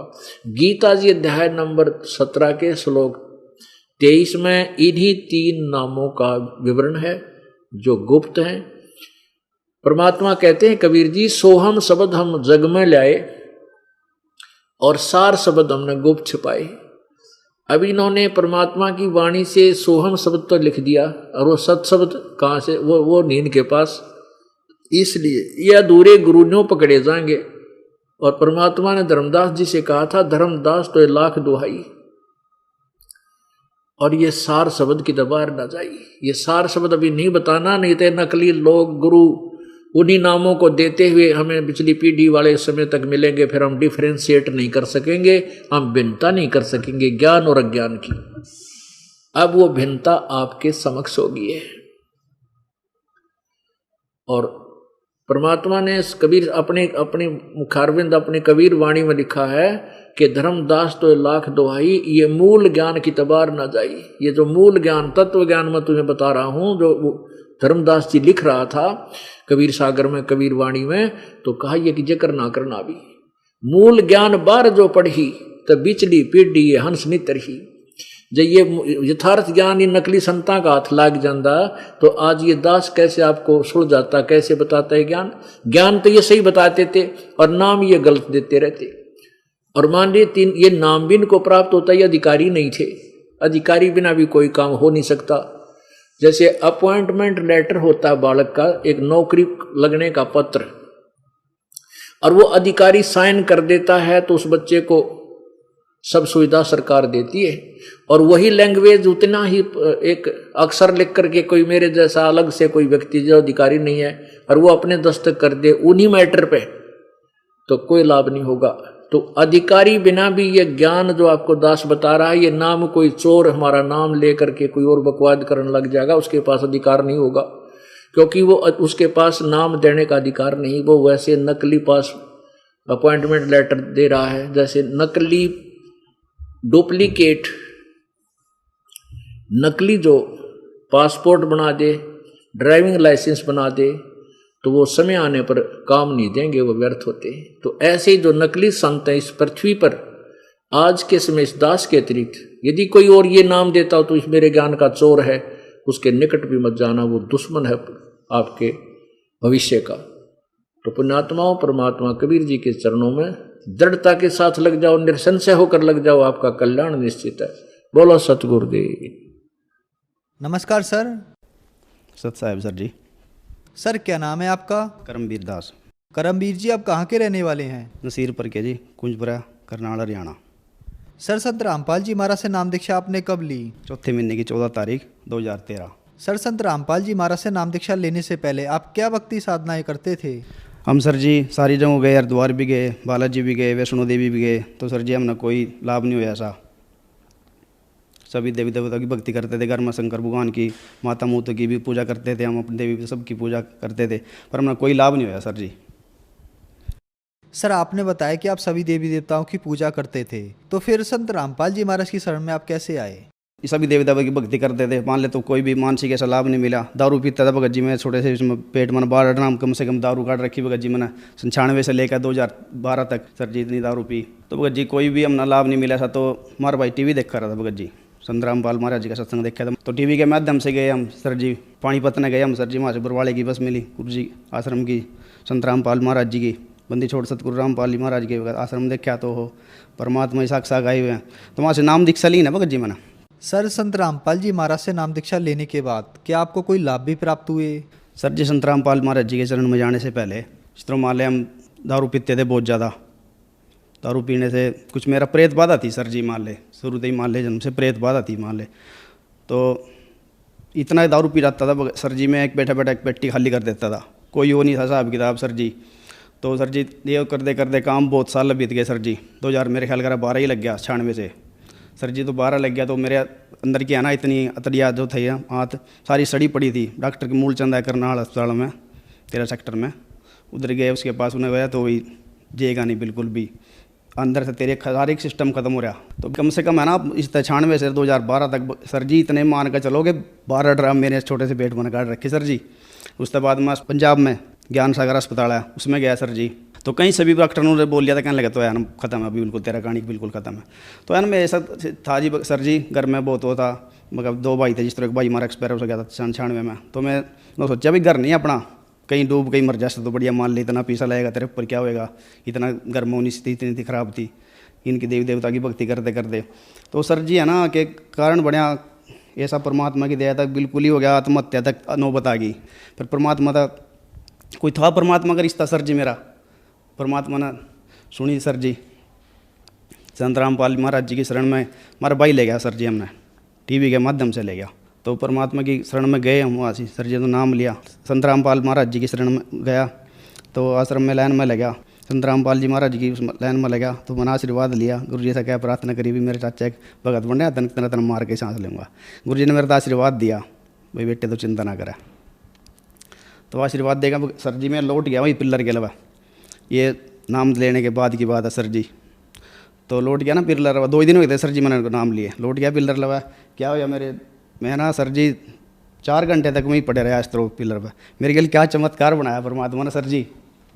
एक ओड़ी है ना साक्षात परमात्मा खड़े हुए, कबीर भगवान, एक ओड़ी मेरे संत रामपाल जी महाराज गुरु जी खड़े हुए।